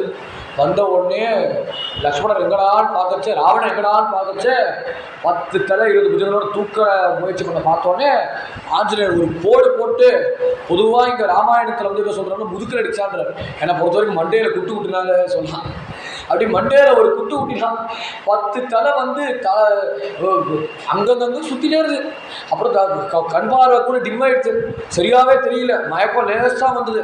அப்புறம் சாரதி ஒரு கையை பிடிச்சிட்டு ராவண சமாதானப்படுத்திட்டு ரதத்தில் ஓரமாக உட்கார வச்சார். அப்புறம் ஆஞ்சநேய சுவாமி என்னமோ ஆஞ்சநேய சுவாமி லாகவமாக லக்ஷ்மணரை தூக்கினா. இப்படி லக்ஷ்மண சைடு எப்படின்னா பூ போல இருந்தது. அப்படி எதனாலனா பக்திக்கு சுவாமி கட்டுப்பட்டார். அப்பேற்பட்ட பக்திக்கு வந்து ஆஞ்சநேய சுவாமிக்கு வந்து கட்டுப்பட்டதுனால இளையாழ்வார் வந்து எந்த இளையாழ்வார் வந்து பெருமாளை தாங்கிக்கிறாரோ அந்த இளையாழ்வாரே யாருன்னா பகவான் தான். பகவானை கைங்கரியம் பண்ணணும்னு ஒரு அம்சமாக சேஷன அவதாரம் பண்ணினார். அப்படின்னு லக்ஷ்மணரை தூக்கிண்டு ராவர்கிட்ட சமர்ப்பணம் பண்ணினார். இப்படி சமர்ப்பணம் பண்ணுறச்சு அப்போது ராமருக்கும் ராவணனுக்கும் யுத்தம் நடக்கிறது. அப்போ யுத்தம் நடந்துச்சு. ஆஞ்சநேய சுவாமி தோலை சுமந்துட்டு ராமர் ராவணன் யுத்தம் பண்ணிட்டு இருக்கார். யுத்தம் பண்ணுறச்சு ஹனுமார் அடித்தாரே அந்த வெறியோட ஹனுமார் மேலே ஒரு பாலத்தை அடித்தார். அப்போ ராமருக்கு வந்து சகஜமாக யுத்தம் பண்ண ராமருக்கு டக்குன்னு கோவம் வந்தது. கோவம் வரைச்ச 2 பேருக்குமே தொந்த யுத்தம் நடக்கிறது. ராவணன் அடிக்கிறார், அம்பு தொகுத்துறார், அடிக்கிறார். ராமர் பிரதியஸ்தம் கொடுக்கிறார், சமாளிக்கவே முடியல.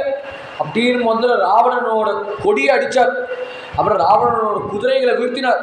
அப்புறம் ராவணனோட சாரத்தியை வீழ்த்தினார். அப்புறம் அவரோட வாளை எடுத்தார், அவர் வாளையை வீழ்த்தினார். அவரோட கட்கத்தை எடுத்தார், கட்கத்தையும் வீழ்த்தினார். அப்படின்னு எல்லாத்தையும் விழுக்கத்தே இந்த இடத்துல சொல்றார். கமலாட்டாள்தான். வாரணம் பொழுது மார்பும் வரையினை எடுத்த தோளும் நாரத முனிவருக்கு ஏற்க நயம் படவுரைத்த நாவும் தாரணி மௌலி பத்தும் சங்கரன் கொடுத்தவாறும் வீரமும் களத்தை போட்டு வெறுங்கையே மீண்டு போனார் அப்படின்னு கமலாட்டாள்வான் சொல்றார். நாவாளனோட பரிசு சொல்றச்சே அவர் கையில சந்திராசம் இருந்தது. பரமேஸ்வரன் வந்து பக்திக்கு அனுகிரகத்துக்காக பண்ண பக்திக்கு ஜபிச்ச சாமவேதத்துக்காக பரமேஸ்வரன் வந்து அவருக்கு சந்திராசம் என்கிற ஒரு கத்தியை கொடுத்தார். எடுத்து ராமரை சமாப்தி பண்ணியே தீரணும்னு எடுக்கிறச்சே டக்குன்னு அந்தர்தானம் ஆயிடுச்சு. அப்புறம் வாரணம் பொருத மார்பும் அத்தகையான மார்பு எப்பேற்பட்டவர்னா வீர பதக்கம் இருந்த மார்பு. ஐராவத்தனோட இந்திரனுக்கும் ஐராவத்தன் வந்து ராவணன் மிஞ்சு போனோன்னு வந்து இந்திரன் ட்ரை பண்ணுறச்ச ஐராவதமோட தந்தம் வந்து ராவணனை ஒன்றும் பண்ணல, அதோட தந்தம் உறைஞ்சு போயிடுச்சு. ஒன்று போனால் இந்திரன் வந்து சரணாகதி பண்ண ராவணன்ட்ட நிம்மதியாக வைப்பாள் அப்படின்னு சரணாகதி பண்ண அப்படின்னு அது மூலியமாக தன்னோட பராக்கிரமத்தினால தேவர்களை ஜெயிச்சார்.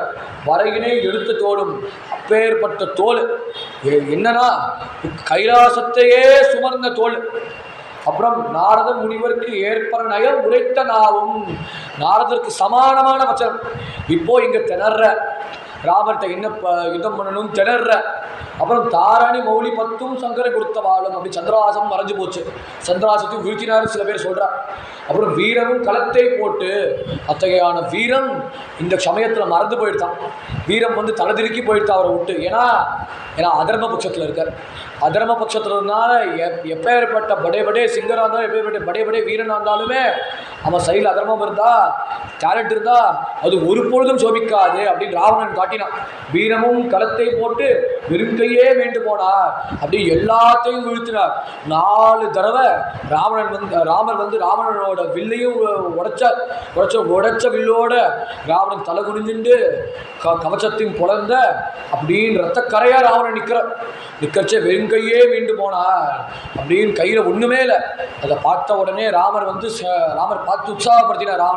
ராவணா பயங்கரமாக யுத்தம் பண்ணினார். ஆஞ்சநேய சுவாமியை ஜெயிச்ச, லக்ஷ்மணன் ஜெயிச்ச, என்கிட்டே நீ நல்லா யுத்தம் பண்ணின, அதனால இன்று போய் நாளை வா அப்படின்னு விண்ணப்பம் கொடுத்ததுக்கப்புறம் இதில் ஒரு அர்த்தம் இருக்குது. இன்று போய் நாளே வா ராமபிராண்டி சொன்னான்னா ஒரு அர்த்தம் என்ன, நீ யுத்தம் பண்ணணும்னு நினைக்கிற இருந்தால் நீ என்ன பண்ண, இன்றைக்கி போய் மண்டோதரிகிட்ட போய் மண்டோதரி என்ன ஆகாரம் தயார் பண்ணியிருக்காரோ இன்றைக்கி ராத்திரி போய் ஆகாரத்தை ஏற்றுக்கோ. அப்புறம் நல்லபடியாக ஒரு வைத்தியரை கூப்பிட்டு எங்கே காயம் இருக்கோ அதுக்கு சிகிச்சை பண்ணு. அப்புறம் வந்து நல்ல ரதத்தோட வா, நல்ல ஆயுதத்தோட வா, அப்புறம் நல்ல சாரத்தியோட வா, இவ்வளோ சாயத்தோட நல்ல வஸ்திரத்தோட வா வந்து யுத்தம் பண்ணுறதுக்கு. அப்புறம் இன்னொன்று இப்போது ஆலோசனை பண்ணு, நீ இத்தனை நாள் இவ்வளோ தேவர்களையும் யக்ஷர்களும் கிண்ணர்களும் ஜெயிச்சியே, இப்போ நீ வெறும் கையில் நிந்தியே, இதில் என்ன சுவாரஸ்யம் நீ புரிஞ்சுட்டியா?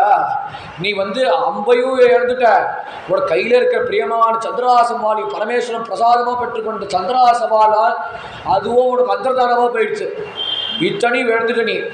இதுக்கு மேலே யுத்தம் பண்ணி நீ என்னடா பிரயோஜனம்? நீ மரியாதை இப்போவே நீ சீதையை கொடுத்தா நீ நல்லபடியாக இருப்ப அப்படின்னு அந்தரங்கமாக ராமபிரான் சொன்ன உடனே ராவணனோ விருப்போட இந்த முகத்தோட நான் போய் நாரதரை பார்க்கணுமா, எதா கேட்டால் ராவணா விஜயத்தோட வந்தியான்னு கேட்டால் தலை குடிச்சு வேற இந்த பதில் சொல்லி தொலையணுமே. அதனால் என்ன பண்ணணும்னா கொல்லை பக்கமாக ஏறலாம். கொல்லை பக்கமாக ஏறி யாருக்கும் தெரியாமல் ரகசியமாக தலையில் ஒரு துண்டு கட்டிண்டு அப்படியாவது மண்டோதரையும் கூப்பிட்டு அவரையாவது ஐஷம் வருவோம் அப்படின்னு ராவணன் யாருக்கும் தெரியாமல் திருட்டுத்தனமா அப்படின்னு கொல்லை பக்கத்தில் ஏறினார். இப்பேற்பட்ட கதி ராவணனுக்கு. கொல்லை பக்கத்தில் ஏறி மண்டோதரி நான் வந்திருக்கேன். என்ன அண்ணா வந்திருக்காரா அப்படி வரைச்சே, நீ எப்போ இப்படி வந்திருக்க? அப்புறம் மேற்கொண்டு சொன்னதுக்கப்புறம் மண்டோதரி சொன்னா, நீ வந்து சீதைக்கு ஆசைப்பட்டதுனாலே இந்த பரிசுத்தில வந்திருக்க. அப்போ நம்ம எப்படி சுபிக்ஷமாக வந்து சௌரியமாக இருந்தோம், எப்போ பார்த்தாலும் யுத்தத்துக்கு போனாலுமே நீ ஜெயத்தோடு வர நான் ஆரத்தி கொடுப்பேன். இப்போது நீ பேர்பட்ட பரிசுத்தியில் இருக்கிற காரணம் நீ சீதையை வந்து தான் வசத்தில் வச்சதாதாப்பா இப்படி காரியம் அப்படி கேட்டோன்னு ராவணன் தலை குனிஞ்ச. அவரோ வலி அவஸ்தையில் இருக்கச்ச ராவணன் ரொம்ப நேரம் ட்ரீட்மெண்ட்லேயே இருக்கார். ஏன்னா மண்டையில் பெரிய காயம், பெரிய காயத்தை இப்படி விட்டு போனால் தலைபா கட்டிட்டு போயாடும். அதனால வந்து ஆஞ்சநேயர் அடித்த குத்து வந்து இன்னி வரைக்கும் வலிக்கிறது. சம்பந்தம் இல்லாம நறுக்குன்னு குட்டினாரே அப்படின்னு நினச்சிட்டு வலியோடு ஆடு கட்டிட்டு அவருக்கு தேவையான சிகிச்சை அத்தனையும் பண்ணினார். அப்போ சிகிச்சை பண்ணுறச்சே அப்போ வந்து பெரிய மந்திர ஆலோசனை, அப்படி மந்திராலோசனை நடக்கிறச்சே அந்த சமயத்தில் இத்தனை பேரும் இழந்து ராட்சசர் படிப்படியாக இறந்துட்டே வர, அப்புறம் அவரை சமாளிக்கிறது யாருமே பலம் இல்லை. அதனால உடனே கும்பகரன் ஆயசன் வாடா அப்படின்னு படுக்கையில் சொல்ற, படுக்கையில் கும்பகரன் சதஸ்ல ஆயசன் வாடா. அப்போ கும்பகரனும் பெரிய சரீரம், அவரோ பிரம்மாட்டேந்து சாபத்தை விட்டுக்கொண்டார். பிரம்மாண்ட சாபத்தை பெற்றுக்கொண்டதுக்கப்புறம் தன் வாக்கில் கும்பகரன் எந்த வரத்தோட வந்தார்னா நிர்தேவத்துவம்னு வரத்தோட வந்தார். அவர் வாக்கில் சரஸ்வதி என்ன பண்ணார்னா நிர்தேவத்துவம் போல நிர்தத்துவம்னு கொடுத்தார். எப்போதுமே தூங்க கடை வேண்டும் அப்படின்னு வர பிரம்மாண்ட கேட்டார். அதனால 6 மாதம் கும்பகரன் தூங்குவார், 6 மாதம் கும்பகரன் முடிச்சுவார். இப்படின்னு 1 வருஷத்தில் லாங் ஸ்லீப். அப்படி கும்பகர்ணனுக்கு என்ன பண்ணார்னா ராவணன் ஒரு பெரிய பவனத்தை கட்டினார். எப்படின்னா எப்படி ஏரோப்ளேன்லாம் வந்து ஹேங்கரில் வந்து போட் பண்ணுவாரோ, எப்படி கார் கராஜில் வைப்பாரோ, அதே மாதிரி கும்பகர்ணனுக்கு ஒரு பெரிய மாளிகை. அந்த பெரிய மாளிகையில் பெரிய படுக்கை, அந்த பெரிய படுக்கையில் கும்பகர்ணன் படுத்துட்டு இருக்கார். அந்த சமயத்தில் ராவணனோ பயத்தில் இருக்கார். வந்த எல்லா குண்டர்களுக்கும் அவர்களும் கொஞ்சம் ஹைட்டாக இருப்பார். அந்த குண்டர்கள் எல்லாருமே என்ன பண்ணுறாங்கன்னா பெரிய மாம்சத்தை கொண்டு வர, அப்புறம் இன்னொரு பக்கத்தில் வந்து உலக்கையை கொண்டு வர, சூடுபடுத்தின உலக்கையை கொண்டு வர. உலக்கையை கொண்டு வந்து சில பேர் வந்து 100 பேர் வந்து ஒருத்தர் பேரி வாசிக்கிறார், 100 பேர் ஒருத்தர் மிருதங்கம் வாசிக்கிறார், 100 பேர் ஒருத்தர் வந்து ஊதுறார், இப்படின்னு 100 பேர் வந்து சங்கத்தை உட்காட்டம் பண்ணுறார், இப்படின்னு ஒருத்தர் வந்து சிம்பனி பண்ணுறார். அப்படி 1 2 3 சொன்ன உடனே எல்லாரும் கோரஸாக ஊதுறார். கோரஸாக பம் பம் பம் பம் பம் பம்னு ஊதுறச்சே கும்பகர்ணன் லேசாக அப்படி தூங்கினான். அப்புறம் ஒருத்தர் வந்து இப்படின்னு அடித்தார். அடித்தோடனே ஏதோ கொசு அடிக்கிற மாதிரி இருக்கு இப்படின்னு ஒரு தட்டினா அந்த ஆள் சட்னியாக போயிட்டார். அப்புறம் வந்து யானைகளை பெரிய பெரிய யானைகளாக கூப்பிட்டு மிதிக்க பார்க்குறார். மிதித்து எழுந்து பாரான்னு பார்த்தா ஒரு அசைஞ்சா எல்லாரும் சட்னியாக போயிட்டா இந்த பக்கத்தில். அப்புறம் இந்த பக்கத்தில் பண்ணலாம், இந்த பக்கத்தில் சூழத்தால குத்தினா நம்ம கும்பகர்ணன் ஏந்துப்பா இப்படின்னு பிரயாணம் பண்ணினா. பிரயாணம் பண்ணுறச்சே அவன் அந்த பக்கத்தில் குப்பர் அடித்து தூங்கினா, எல்லாரும் சட்னியாக போயிட்டா. இப்படின்னு ராட்சசர்கள் வந்து கும்பகர்ணனோட தூக்கத்திலே எல்லாரும் படிப்படியாக காலகட்டம் அடிச்சா. சில பேர் கை காலை உடச்சிண்டு அங்கே கை காலை மஞ்சள் நொண்டிண்டு மகாராஜா மகாராஜா என்னடா என்ன விஷயம், நீங்களும் காலை உடைச்சியான்னு. ஆமா மகாராஜா, கும்பகர்ணனை எழுப்பணும்னு பிரயாசம் பண்ணினா, மலையத்துல பிரயத்தனமா இருக்கு, சுத்தமா ஒன்றும் பண்ண முடியல, அதனால நம்ம கை காலையே உடைச்சோன்னு, நீயும் போய் வைத்தியம் பண்ணு இப்படின்னு படைச்சு வந்த சில ராட்சசர்களும் எல்லாரும் சேர்ந்தா. அதுக்கு ஒரு இன்ஜினியரை போய் கேட்டேன். அந்த இன்ஜினியர் வந்து இப்போ ப்ராப்ளம் சால்விங்னு சொல்லுவாள், இதுக்கு ஏற்ற ப்ராப்ளம் சால்விங் சொல்யூஷன் என்னன்னு ஒரு இன்ஜினியரை போய் கேட்டார். அந்த இன்ஜினியர் என்ன சொன்னார்னா, நீ ஒன்று பண்ணு, அவரோ இவ்வளோ அடி தூரத்தில் படுத்துட்டு இருக்கார், நீ என்ன பண்ணுனா இதே கூட்டத்தை நீ பக்கத்தில் போகாத, ஒரு 100 அடி தூரத்தில் நில்லு.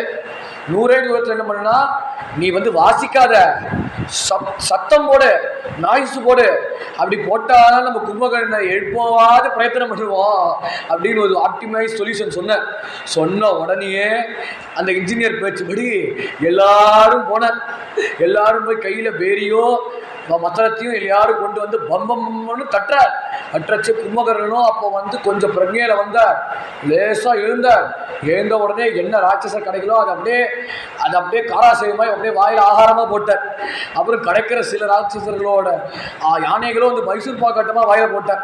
இப்படியும் ஒருத்தரையும் கபலீகரணம் பண்ணதுக்கப்புறம் வந்த ராட்சசர்கள் குண்டர்களை பார்த்தோன்னே, ஏண்டா எழுப்பி விட்ட, என்னடா விஷயம், ஒன்றும் இல்லைப்பா, மகாராஜா வந்து கூப்பிடுறார், நீங்கள் உடனே வந்தே தீரணும் அப்படி சொன்ன உடனே ராவணனை பார்த்த மறுபடியும் மந்திராலோசனை நடக்கச்சே இருந்த சில ராட்சசர்களோடு சேர்ந்து அவர்களை வச்சு மேற்கொண்டு சொல்றார், சீதையை ஒருபோதும் யாருக்கும் அளிக்க மாட்டேன், வசத்துல தான் சீதை இருக்க வேண்டும் அப்படி அதே பல்லவி எல்லாரும் மாடுறா. குறைஞ்ச பட்சத்தில் இருக்கிறவா வச்சுட்டு நான் ராமரை வதம் பண்ண போறேன், லக்ஷ்மண வதம் போட போறேன், வந்த ஆஞ்சநேயரை வதம் பண்ண போறேன், அங்கதரை வதம் பண்ண போறேன் இப்படின்னு அதே பல்லவி எல்லா ராட்சசர்களும். அதுவும் என்னன்னா கம்மி ராட்சசர்கள், இவாளோ சேனை வந்து குறையவே இல்லை. அந்த குறையற்ற சைன்யத்தை பார்த்து இவளை வதம் பண்ண வதம் பண்ண போறேன் பல்லவி பாடுறார். அதை கேட்டு கும்பகர்ணன் கோபம் வந்தது. ராவணா, நீ பண்ண அதர்மமான செயலினால் தாண்டா இப்பேற்பட்ட அபாவம் ஏற்பட்டது. பிரஸ்தன் இறந்தார், முதல்ல ஜம்முமாலி இறந்தார், அப்புறம் 5 நாயகர்கள் 5 சேனாதிபதிகள் இறந்தார், அப்புறம் அக்ஷகுமாரன் உங்க புத்திரன் அக்ஷகுமாரன் இறந்த நீனு, அதுக்கப்புறம் மகோதரன் மகாபாஸ்வன், அப்புறம் வஜதம்ஷ்டன், அப்புறம் அகம்மனன், அப்புறம் பிரஸ்தன், நம்ம படத்தளபதி பிரஸ்தனை இறந்துட்டோம். இத்தனை இறந்ததுக்கு காரணம் நீ பண்ண அதர்மம், நீ பண்ணது தப்பு, இதனால குலத்துக்கே நாசத்தை உண்டாக்கிடியடா, அறிவிலியா அப்படின்னு திட்டினார். திட்டின உடனே ராவணோட முகம் வாடிட்டு, வாடின உடனே கும்பகர்ணன் இவர் எப்படி சமாதானப்படுத்துறதுன்னு பார்த்தோன்னே, அதனால என்ன, நீ பண்ண அதர்மம், வேற வழியில என் தலையெடுத்து உனக்காக நான் உயிரை விட்டு தியாகம் பண்ற அப்படின்னு ராவணனுக்கு ஒரே சந்தோஷம். கும்பகர்ணன் வந்தார், பெரிய ரூபம், பயங்கரமான ரூபம். வானரர்கள் எல்லாரும் தலைதிருக்கி ஓடுற, அப்புறம் சில வானரர்கள் விளையாட்டா ஒரு மிதிச்சு வதம் பண்ணினார். சில வானரர்கள் அப்படியே ஆகாரமா வாயில போட்டு அவளை கபலீகரணம் பண்ணி முடிச்சிட்டார். இப்படின்னு பாதி வானரர்களை சமாப்தி பண்ணினார். அப்புறம் சில வானரர்களோ உயிர் தப்பினா போதும்னு ஓடினார். ஓடச்சு விபீஷணன் எடுத்து நின்றார். அவரை பார்த்து பயப்படாத பயப்படாத. அப்புறம் வர முன்னாடி ராமரை பார்த்தார். யாருப்பா இவரு அப்படின்னு கேட்டோடனே, இவர் என் சின்னண்ணா, ஆனா தோற்றம் பார்த்தா பெரியண்ணா மாதிரி இருக்காரு. இல்லப்பா என் சின்னண்ணா, அவர் பேர் கும்பகர்ணன்னு பேரு அப்படின்னு சொன்ன உடனே வந்த வானரர்கள் எல்லாரும் கபலீகரணம் பண்றச்சே விபீஷணன் சொன்னார், கவலைப்படாத, முடிஞ்ச அளவுக்கு எவ்வளோ சக்தி முடியுமோ நீ யுத்தம் பண்ணு அப்படி விபீஷணனோட பிரேரணப்படி வானரர்கள் எல்லாரும் யுத்தம் பண்றா. அப்புறம் அவர்கள் எல்லாரையும் கும்பகர்ணன் சில பேரை கபலீகரணம் பண்ணா, சில பேரை உதச்சி தள்ளினார். அப்புறம் சுக்ரீவனும் எல்லா வானரர்களும் கும்பகர்ணன்கிட்ட அடிபட்டு கிடக்கிறா, அதெல்லாம் நான் போய் யுத்தம் பண்றேன் அப்படின்னு சுக்ரீவனே முன் கும்பகர்ணனை யுத்தம் பண்ணணும்னு வந்தா. கும்பகர்ணன் கையை யுத்தம் பண்றார். கும்பகர்ணன் யுத்தம் பண்ணல, அவர் கையை யுத்தம் பண்றச்சே. ஏன்னா கும்பகர்ணனோ பெரிய தோற்றம், அவர் எப்படி சமாளிக்கணும்னு சுக்ரீவனுக்கே தெரியல. அப்படி கும்பகர்ணன் 4 அடி அடிக்க சுக்ரீவன் அடிவாங்க என்ன பண்ணார்னா, எப்படி தவல் தோல்ல போட்டா மாதிரி சுக்ரீவன் தான் தோல்ல போட்டு போயிட்டார். தான் தோலை சுமந்துட்டு போறச்சே பலமா கும்பகர்ணன் அடிச்ச மயக்கத்துல கும்பகர்ணனும் ஒரு விஜய பத்திரத்தை ராவணன்ட்ட முன்னாடி சமர்ப்பிக்கணும் அந்த எண்ணத்தோட வந்தார். அந்த எண்ணத்தோட வரைச்சே சுக்ரீவனுக்கோ லேசா பிரக்ஞை வந்தது. கும்பகர்ணனோ அப்படி வரப்ப நின்றுருக்கார். தம் பவனத்துக்கு வரலான்னு போனார். போகிறச்சு அந்த சமயத்தில் சுக்ரீவன் பிரக்ஞை வந்தோடனே, ஆமா நான் எங்க இருக்கேன் இப்படின்னு மேலே கீழையும் பார்த்த உடனே இப்பேற்பட்ட கும்பகர்ண செய்யறதுல இவர் தன்னோட தவளா உபயோகிக்கிறார். அப்புறம் பார்த்த உடனே இவன்ட்டே தப்பிக்கிற என்ன ஒரே ஒரு வழினா, ஏதாவது ஒரு அங்கத்தை கடிக்கணும். எனக்கு அப்படியே பக்கம் என்னன்னா இருக்குன்னா, காது தான் பக்கத்தில் இருக்கு, காது வரைக்கும் எட்ட முடியலையே, காதில் இருக்கிற குண்டலத்தை வேணா கடிச்சு எடுத்துன்னு போலாம் அப்படின்னு ஒரு கடிச்சார். கடிச்சே கொஞ்சம் சத கும்பகர்ணன் பட்டுது. அப்படின்னு கும்பகர்ணன் கத்தரிச்சே அவர் கையும் உதற, இவனும் நழுவி கீழே ஓடி போயிட்டார். ஏன்னா வானரர்களோட டாக்டிக்கை எங்கே போட்டாலும் வானரன் பழிச்சிருவா அப்படின்னு கேட்டபில்லரில் விசேஷமாக பாப் கேட்டுன்னு அப்படின்னு புதுசாக ஒரு இன்வென்ஷன் வந்தது. அதில் என்னன்னா ஒரு கிரேன் மாடல் எப்படி போட்டாலுமே பிடிச்சி இழுக்கும், அப்படி கேட் எப்படி போட்டால் பிழைக்குமோ அந்த மாதிரி கேட்டபில்லர் ஒரு புது இன்வென்ஷன் கொண்டு வந்திருக்கா பாப் கேட்டுன்னு. அதே மாதிரி சுக்ரீவன் பொழைச்சு வந்தார். பொழைச்சி வந்ததுக்கப்புறம் ராமர்கிட்ட போய், ராமரோ ஒரே விரத்தில் இருக்கார். சுக்ரீவன் எழுந்துட்டானேன்னு அப்படின்னு கஷ்டம் வரைச்சே சுக்ரீவனோ எப்பேற்பட்ட எக்ஸ்பர்ட்னா எந்த சூழ்நிலை வேணா தப்பிச்சு ஓடி வந்துடுவார். அப்படின்னு தப்பிச்சு ஓடி வந்ததுக்கப்புறம் ராமர்கிட்ட கும்பகர்ணனோட குண்டத்தையும் சதையும் சமர்ப்பிச்சு பார்த்த உடனே எப்படா சமாளிச்சு வந்தேன்னு எனக்கு அப்போ லேசாக பிரக்ஞை வந்தது. அப்போ சதை தெரிஞ்சது, குண்டலம் தெரிஞ்சது, ஒரு கடிச்சுல ஓடி வந்துட்டேன் அப்படி சொன்னோன்னே ராமலக்ஷ்மணாவுக்கு ஒரே சந்தோஷம். அப்போ கும்பகர்ணனும் நானும் ராவணனுக்கு விஜயத்தை அளிக்கணும்னு வந்தேனே, எந்த வானரண்டா கடிச்சு போனார் அப்படின்னு ஆத்திரத்தோட வரைச்ச கும்பகர்ணன் யுத்தம் பண்ணது. ஒரு பக்கத்துல யுத்தம் பண்ண வரைச்சே விபீஷணனை சந்திச்சார். விபீஷணனை பார்க்கறச்ச விபீஷணனும் வெறப்பா நிற்கிறார். அவரை பார்த்து சமாதானமா பேசுறார். இந்த மாதிரி, விபீஷணா, நானும் என் ராவணன் மேல அதை விட்ட பிரியத்தினாலதான் நான் யுத்தம் பண்றேனே தவிர அவ கடன் அடைக்கணுமே. இத்தனை வருஷமா என்னை சோறு ஊட்டி வளர்த்தாரு ராவணன். அந்த சோறுட்டி வளர்த்த ராவணனுக்கு கடன் பட்டதுனால அவன் சார்பாக சண்டை போடுறேன். நீ தர்மாத்மா ஆச்சே, நீ உன்னோட தர்மத்தினால என்ன ஆகும், நீ பண்ண செயல்னால வர ராட்சச சந்ததி எல்லாரும் சேமமா இருப்பா, அதனால உனக்கு நான் மனசால நமஸ்காரம் பண்றேன் அப்படின்னு கும்பகர்ணன் சொன்னதுக்கப்புறம் ராமர்கிட்ட போய் சொன்னார், இந்த மாதிரி விபீஷால் நல்லபடியா பார்த்துக்கோ அப்படி சொன்ன உடனே 2 பேருக்கும் துந்த யுத்தம் நடக்கிறது. கும்பகர்ணனும் விளையாட்டா ராட்சசால கபலீகரணம் பண்றா, ஒரு பக்கத்துல அவன் மூக்கால வந்து வாழை எல்லாரையும் சோகா பண்றார், ஒரு பக்கத்துல காதாலே வாழை எல்லாரையும் வீழ்த்துறார், அப்புறம் ஒரு பக்கம் கையால ஒரு பக்கம் எடுக்கிறார், ஒரு பக்கம் ராட்சசர்கள் எடுக்கச்சே ராவணன் ராமர் கையை வெட்டினார், அப்புறம் இன்னொரு கையால் எடுக்கச்சே இன்னொரு கையும் வெட்டினார். அப்புறம் வெட்டினதுக்கு அப்புறம் எப்படி பண்ணியோ அவனை வந்து வீழ்த்த முடியல, அப்புறம் மார்பை நோக்கி அடைச்சார், மலையாட்டமா கும்பகர்ணன் கீழே உந்துட்டார். ஆனா தலையால வந்து எல்லா ராட்சசரையும் வந்து மூக்கால அவளை சுவாகா பண்றார், அதனால சிரத்தை சேதம் பண்ணி அப்படியே சமுத்திர ஓரமா தள்ளி விட்டார். அப்படி கும்பகர்ணன் வதமும் ஆயிடுச்சு. ஆனதுக்கப்புறம் ராவணனுக்கு வந்ததே வருத்தம், பெரிய அபாவம் ஏற்பட்டது. அதனால என்ன பண்றதுன்னு ராவணனுக்கே தெரியல. ஒரே நம்மளோட ராசியான கும்பகர்ணனை எழுந்துட்டோமே அப்படின்னு கஷ்டத்துல இருந்தார். கஷ்டத்துல இருக்கச்சே தன்னோட புத்திரன் மண்டோதரிக்கும் ராவணனுக்கும் புத்திரனான அதிகாயனம் இந்திரஜித்தோட சகோதரன், அவர் பேர்பட்டவர்னா சகல சாஸ்திர விசாரன், சகல சாஸ்திரமும் தெரியும், யுத்தத்தோட தர்மமும் தெரிஞ்சவர். அதனால யுத்தத்தோட நீதிபடி எடுத்தோடனே பெரிய சத்தோட பிரயோகம் பண்ண மாட்டார். யுத்தத்தில் என்ன தர்மமோ தர்மபடி யுத்தம் பண்ணுறார் அதிகாயர். ஆனால் அதர்ம பட்சத்தில் இருக்கார், என்ன பிரயோஜனம்? அதர்ம பட்சத்தில் இருக்க அதிகாயர் வந்து எல்லாரோடையும் யுத்தம் பண்ணிட்டு இருக்கார். அப்புறம் லக்ஷ்மணரை பார்த்தார். லக்ஷ்மணரை பார்த்து, நீங்களோ சின்ன பையனாக இருக்க, யுவாவாக இருக்க, நான் எதுக்கு யுத்தம் பண்ணணும்? நீ என்ன பண்ணுனா யாரோ பெரியோர்களை கூட்டுவான், அவளை வச்சு யுத்தம் பண்ண வேணா தயாராக இருக்கேன். யார் பெரியவர் யார் சின்னவர் அப்படி லக்ஷ்மணன் எடுத்து பேச தன்னோட பிரபாவத்தை காட்டினார், தன்னோட பௌருஷத்தை காட்டினவுடனே அதிகாயனுக்கு ஒரே சந்தோஷம். 2 பேருமே தொந்தமாக யுத்தம் பண்ணுறார். அவரோ வந்து சொந்தமாக யுத்தம் பண்ணுறச்சே பிரம்மாட்ட வரம் பெற்று கொண்டார், எந்த சஸ்திரத்தினாலையும் இவனை வீழ்த்த முடியாது அப்படின்னு ஒரு வரத்தை பெற்று கொண்டச்சே. அப்போ வாயு வந்து ரகசியமாக வந்தார். வாயு ரகசியமாக வந்து அதிகாரிகிட்ட சொன்னார், லக்ஷ்மணன்கிட்ட சொன்னார், இந்த மாதிரி பிரம்மாஸ்திரத்து மூலியமாக தான் அவனை வதம் பண்ண வேண்டும் அப்படின்னு மந்திரத்தை அபிமந்திரம் பண்ணி பிரம்மாவை ஸ்மரணம் பண்ணிட்டு அப்படியே அபிமந்திரம் பண்ண உடனே அதிகாயனையும் சமாப்தி பண்ணிட்டார். அதிகாய வதமும் ஆயிடுச்சு. அதுக்கப்புறம் தான் ராவணனுக்கு மனசு தோணிட்டு அந்த சமயத்தை மாலேவான் வந்தார், தன்னோட தாத்தா.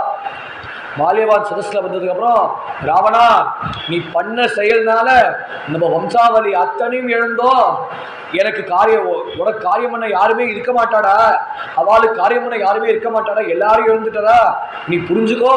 ராமர் வந்து லங்கையிலேருந்து தாண்டினால அவன் சாமானிய மனசு நினைச்சுக்காத, ஏதோ பகவானோட அம்சம் இருக்கு அதனால தாண்டினா அப்படி கேட்ட உடனே ராவணனுக்கு வந்ததே கோபம். வாயை மூட்டு சும்மா இரு, நீ யாரா எனக்கு உபதேசம் பண்றது, நீ வயசானவர்னா நீ ஓரமா போ அப்படின்னு மாலியவானை தள்ளி விட்டார். அவரோ வந்து கேட்டார், இவருக்கோ போராத காலம் வந்துருச்சு, நம்ம ஹிதத்தை சொன்னபடி சொன்னோம், இவன் எப்படி சொன்னியோ காது கொடுத்து கேட்க, அதனால நம்ம இடத்த விட்டு போயிடுவோம் அப்படின்னு. அந்த தர்மம் வந்து எப்போ வந்ததுன்னா ராவணன் தான் காட்டினான். நம்ம பிரதிகூலமாக இருந்தா வந்து என்ன பண்ணுவோம், வேற இடத்துலையும் பெரியோர்களை கொண்டு விடுவோம் அப்படி. இங்க மால்யவான் வந்து அதர்ம பட்சமா இருக்கான், அதனால இவன் பண்ண அதர்மத்தில் கூட இருந்தால் நமக்கும் அந்த பங்கு வந்து சேரும் அப்படின்னு மால்யவான் அந்த ஊரை விட்டே வெளில போயிட்டார். அப்படின்னு இத்தனை அபாவம் நடந்ததுக்கப்புறம் ராவணனுக்கு அப்போதான் கொஞ்ச நேரம் கழித்து ஆலோசனை பண்ணினார். தம்மந்தே ராகவம் வீரம் நாராயண மனாமயம், அப்பதான் தீர்மானம் பண்ணினார். வந்தது யாருன்னா, எந்த பகவான் வந்து யாராலையும் வெல்ல முடியாதோ, எந்த பகவான பூர்வ அவதாரத்துல பூர்வ ஜென்மத்துல வந்து எங்கடா அரியு 4 பக்கத்துல கதை சொல்லிட்டு தேடினேனோ, எந்த பகவான் இல்லைன்னு சொல்லி பிரகலாதனை வந்து இத்தனை கஷ்டத்தை கொடுத்தேனோ, எந்த பகவான் நான் இத்தனை கஷ்டம் பூர்வ ஜென்மத்துல கொடுத்தேனோ அந்த பகவான் தானே இப்ப ராமரா வந்திருக்கா. தம்மந்தே ராகவம் வீரம் நாராயண மனாமயம் அப்படின்னு ஆலோசனை பண்ண. அப்படி ஆலோசனை பண்றச்சே அப்படி எல்லாரையும் மதம் பண்ணினார். அப்புறம் இந்திரஜித் வந்தா இப்போ யுத்தத்துக்கு. இந்திரஜித் வந்ததுக்கு அப்புறம் பிரம்மாஸ்திர பிரயோகம் பண்ணினார். ராமரும் லக்ஷ்மணரையும் பிரயோகம் பண்ணினார். அப்பேற்பட்ட ராமருக்கும் தெரியுமே.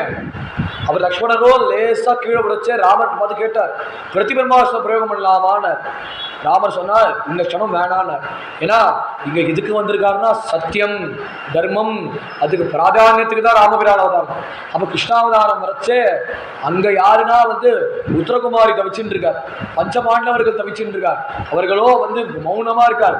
ஏன்னா அனன்ய விஷயாமதி பாகவத்தில் சொன்ன மாதிரி அவர்கள் வந்து பகவானை தவிர வேறு எதுவுமே தெரியாது. அத்தகைய பாண்டவர்களோட மாட்டு பொண்ணு உத்தர அபிமன்யுவோட பத்னி, அவ்வளோ கர்ப்பத்தில் வந்து குழந்தைய சுமந்துட்டு இருக்கா. அஸ்வத்தாமனோ உப பாண்டவர்கள் சம்ஹாரம் பண்ணினார். ஏன்னா அவர்கள் வந்து பாண்டவர்கள் திட்டமிட்டு என் தகப்பனா துரோணாச்சாரியை வதம் பண்ணினார். அந்த சாஸ்திர வெறியோட இவளை வதம் பண்ணினார். அந்த சமயத்தில் என்னாச்சுன்னா யாருக்கும் தெரியாமல் கண்மூடித்தனமாக வதம் பண்ணதுக்கப்புறம் அர்ஜுனன் வந்து அஸ்வத்தாம பிரம்மாசத்தை உபசம்ஹாரம் பண்ணிட்டு கையை கட்டிண்டு அவரோட கேசத்தையும் குடுமையும் வந்து வெட்டினார்.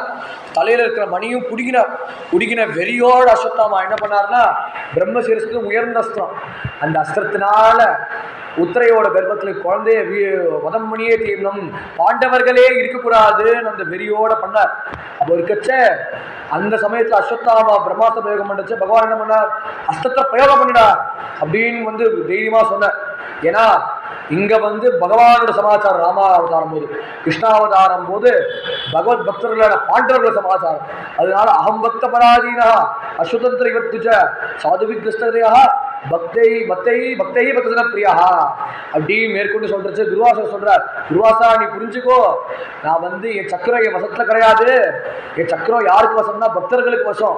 அந்த பக்தர்களுக்கு நான் வசப்பட்டவன் ஆயிட்டேன். அதனால சுதந்திர பக்தர்கள் என்ன சொல்றாரோ அதன்படிதான் அனுகிரகமே பண்ணுவேன் அப்படின்னு பாண்டவர்களோட பக்திக்கு பகவான் வசப்பட்டிருக்கார். அப்படி வசப்பட்டனால அர்ஜுனன் போய் பிரம்மாஸ்திரத்தை உபயோகம் பண்ணினார்.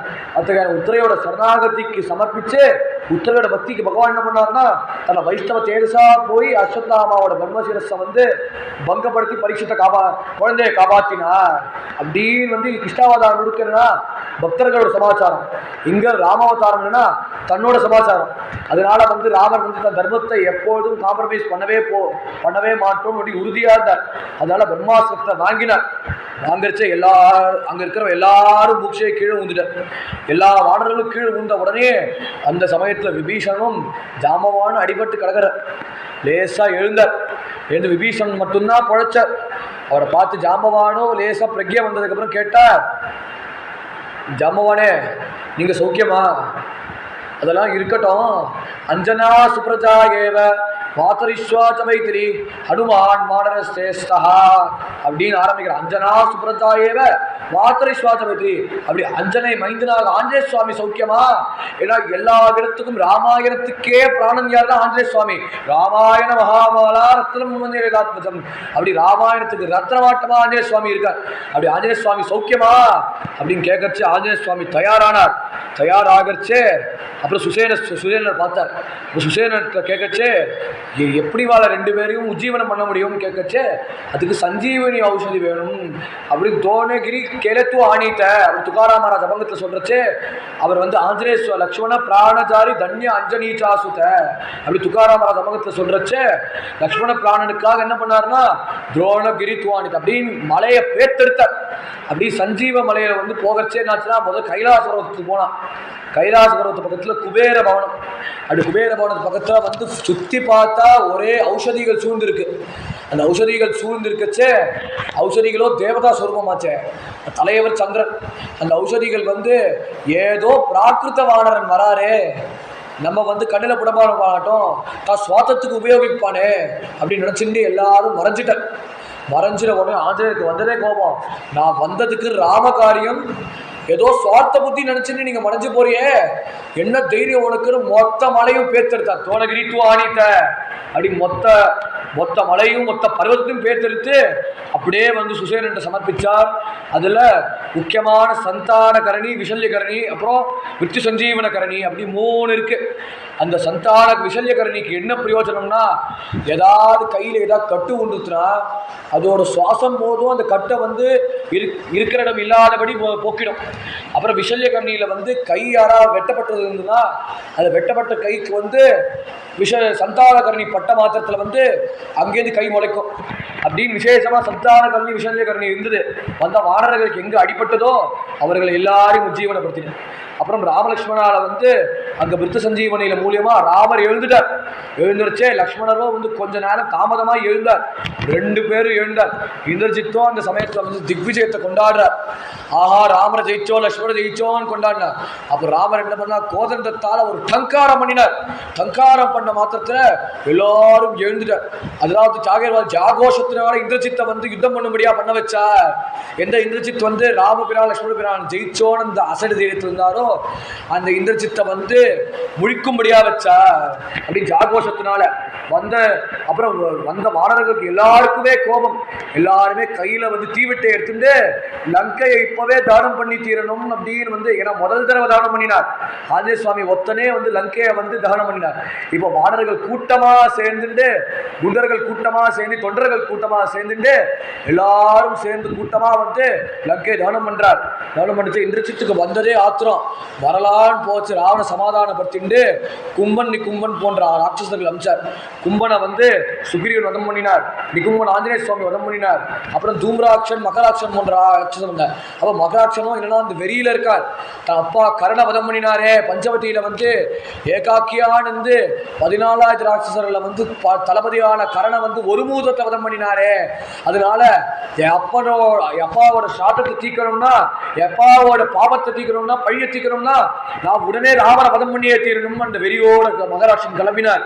மகராட்சன் கிளம்பிச்சு அவரும் வந்து இப்போதான் ரொம்ப இல்லைங்க ராமனோட சின்னவன். அப்புறம் வந்த வானர்கள் எல்லாரும் பார்த்த உடனே அவர்கள் வந்து என்கிட்ட சண்டை போடுனார். இவர்கள் எல்லாரும் தள்ளி நான் ராமரோட தான் சண்டை போடுவேன், என் அப்பாவோட பாவத்தை தீர்க்கத்துக்கு நான் ராமரோட யுத்தம் பண்ணி ராமரை வீழ்த்துருவேன் அப்படின்னு அசட்டு தைரியமோட இவரோ ஏதோ சாமானிய ராட்சசன் அதுக்கு மரியாதை கொடுத்து அவருக்கு அந்த அந்தஸ்தை கொடுத்து 2 பேரும் வந்து யுத்தம் பண்றார். ஒரு அஸ்தத்தினாலே மகராட்சனை வீழ்த்தினார். அதுவும் இந்த மகராட்சனும் என்னன்னா எந்த ராட்சசன் கேட்டகரியும் கிடையாது. அந்த மகராட்சனுக்கும் மோட்சத்தை கொடுத்தார் ராமர். ஏன்னா அவரும் ஆசைப்பட்டார் ராமரோட யுத்தம் பண்ணணும், ராமரை வீழ்த்தணும்னு அந்த எண்ணத்தினாலதான். அதனால வந்து யாருக்கு முதல்ல மோட்சம்னா ராட்சசாலுக்கு தான் மோட்சம். வானர்களும் வந்து வந்த அசுரர்கள் பேரை சொல்லிண்டே வந்து யுத்தம் பண்றா. அவன் ராம காரியத்துக்கு தான் செஞ்சா, அவர்களுக்கும் மோட்சம் உண்டுதான். ஆனா முதல் ப்ரையாரிட்டி யாரா ராட்சசாலி தான். எங்கடா ராமன் எங்கடா லக்ஷ்மண் எல்லாரும் கத்தி கபடையோட போற அப்படி மகராட்சனையும் வதம் பண்ணினார். அப்புறம் தூம்பராட்ச மகராட்சன் எல்லாரையும் வதம் பண்றச்சே அப்போ ராவணன் அப்போதான் இந்திரஜித் வந்தார். மறுபடியும் இந்திரஜித்துக்கு இந்த சமயத்துல என்ன ஆச்சுன்னா எல்லாமே ஸ்டாக்கு காலியாயிடுச்சு. ஏன்னா முன்னாடி எல்லா அஸ்திரங்கள் போட்டாரு. முன்னாடி எல்லா அஸ்திரங்கள் போட்ட மாத்திரத்துல இப்போ ஸ்டாக்கு தீர்ந்ததுக்கு அப்புறம் ஒரு மாயை உண்டாக்கணும். அப்போ ஆஞ்சநேய சுவாமியும் எல்லாரும் டைவர்ட் பண்ண முடியாது என்ன பண்ணார்னா வாயை சீத்தையோட நீளமான குந்தல் கொடுத்து தலையை வெற்றா சிரச்சேதம் பண்றா மாதிரி காட்டினார். காட்டும் முன்னே என்னடா சீத்தை என்னடா பாவம் பண்ணியிருக்கா, அவளை கேட்டா வதம் பண்ற அப்படின்னு சிரிச்சுட்டே வெட்டினார். வெட்டின உடனேயே எல்லாரும் கதி கலங்கி மயங்கினா. எல்லாரும் எமோஷனல் ஆகி கீழே விழுந்துட்டார். அவரோ இதான் சாக்கர் என்ன பண்ணார்னா தன்னோட மாயப்பிரபாவத்தை யூஸ் பண்ணி நிக்குமுலையை போனார். அந்த நிக்குமுலையில வந்து தாந்திரிகம் பண்ணினார். தாந்திரிகம் பண்ணி சகல சஸ்திரங்களையும் சகல எல்லா இப்போ வந்து ஸ்டாக்கு காலியாச்சு. இப்போ ஸ்டாக்கு ஃபில் பண்ணணுமே, அதுக்கு நிக்குமுலையில போய் வந்து யஜ்யம் பண்ணி ஆபிச்சாரம் பண்ணி பெற்றுக்கொள்ளலாம் அப்படின்னு போனார். அப்படி போச்சு. இதே சம்பவத்துல தான் அருணகிரியார் சரித்திரத்திலே நடக்கிறது. அப்ப சம்பந்தாண்டானும் என்ன பண்றாருன்னா காளியை வந்து மந்திரத்தினால வசப்படுத்தினார். அதனால வந்து மந்திரத்தினால காளி வசப்படுத்துறதுனால வந்து சம்பந்தாண்டானும் கத்தி அம்மா அம்மான்னு கத்தினார். அந்த கத்தின மாத்திரத்துல வந்து காளி வந்து தர்சனம் கொடுக்கல. ஆனா பண்ண மந்திரத்துக்கு என்ன பிரயோஜனம்னா முருகனை கட்டி போட வச்சார். அப்போ அருணகிரியார் அதெல்லாம் சேடா மாடாட அதிலும் காய் மாடாட அப்படி திருப்புகள் பாடின உடனே காளியோ அந்த திருப்புகள் கேட்டு மயங்கின. அந்த திருப்புகள் கேட்டு மயங்கி மூச்சையாய் கீழே விட முருகரோ அப்போ என்ன பண்ணாருன்னா என்ன பகவான் வந்து பிரகலாதனை காப்பாற்றணும்னு வந்து கம்பத்தை பிளந்துண்டு ஸ்தம்பத்தை பிளந்து பண்றாரோ அதே முருகன் வந்து மாமன் பண்ண ட்ரிக்கை வந்து திரும்பி பண்ணார். கம்பத்திலேனாரா இப்போ சேவை சாதிக்கிறார் அண்ணா திருவண்ணாமலையில் அப்படின்னு. அதே மாதிரி வந்து அவரோ இங்கே என்ன விஷயம்னா சம்பந்தாண்டானோட விஷயம். அவரோட மந்திரத்துக்கு கட்டுப்பட்டு தான் வந்து காளி வந்து முருகனை கட்டி முடிச்சார்.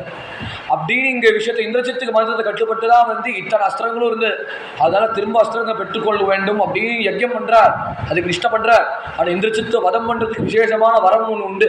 என்னன்னா 16 வருஷமாக யார் தூக்காமல் இருக்காரோ பிரம்மச்சரியத்தோடு இருந்தாரோ அவர்களால் தான் இந்திரஜித்தை வதம் பண்ண முடியும் அப்படின்னு. அதில் யாருன்னா அதுக்கு வதம் பற்றவர் ஒருத்தரே யாருன்னா லக்ஷ்மணர் சுவாமி தான். அத்தகையான லக்ஷ்மண சுவாமி வந்து தயாராக இருக்கார். விபீஷணன் பார்த்தா இவ எல்லாரும் அழகை பார்த்த உடனே, அட அசடு ஏண்டா நீங்களா அழறீங்க, இந்திரஜித் பண்ணுறது மாயாஜாலம், உங்களை எல்லாரும் கதி கலங்க வைக்கிறதுக்காக தான் பண்ணார். நீ என்ன பண்ணணும்னா அவன் பண்ண யாகத்தை நீ பங்கப்படுத்தணும், அப்படி பண்ணாதான் இந்திரஜித்தை வந்து ஜெயிக்க முடியும் அப்படின்னு இதை திட்டமிட்டு எல்லாருமே போன இடத்துக்கு வந்தார். இந்திரஜித் பண்ண யாகத்தை பங்கப்படுத்திட்டு அவரோட இருக்கும் இடத்தை வந்து விபீஷணன் சொன்ன உடனே விபீஷனுக்கு வந்து இந்திரஜித் வந்ததே கோபம். சித்தப்பா நீலாம் ஒரு சித்தப்பாவா, சொல்லுப்பா அண்ணன் பிள்ளையே சொல்லுப்பா அப்படின்னு கேட்ட உடனே, நீ தான் இப்போ சொன்னியே சபையில் ஞாபகம் இருக்கா, அன்னைக்கு வந்து என் சித்தப்பாவுக்கு வந்து ஒன்றுமே தெரியாது, கதையை பிடிக்க தெரியாது, கத்தியை பிடிக்க தெரியாது, வில்ல பிடிக்க தெரியாது, அம்பை பிடிக்க தெரியாதுன்னு எல்லா சபை மதியில் சொன்னியே. அப்புறம் எனக்கு வந்து பாகவதம் தான் சொல்ல தெரியும், பகவானோட கீர்த்தனங்களை பாட தெரியும் அப்படின்னு வந்து தனக்கு எப்படி நாமம் போட்டுருவார் நமக்கு எல்லாரும் நாமத்தை போட்டுருவார் அப்படின்னு சபை மத்தியில் அசிங்கப்படுத்தினீங்க ஞாபகம் இருக்கா.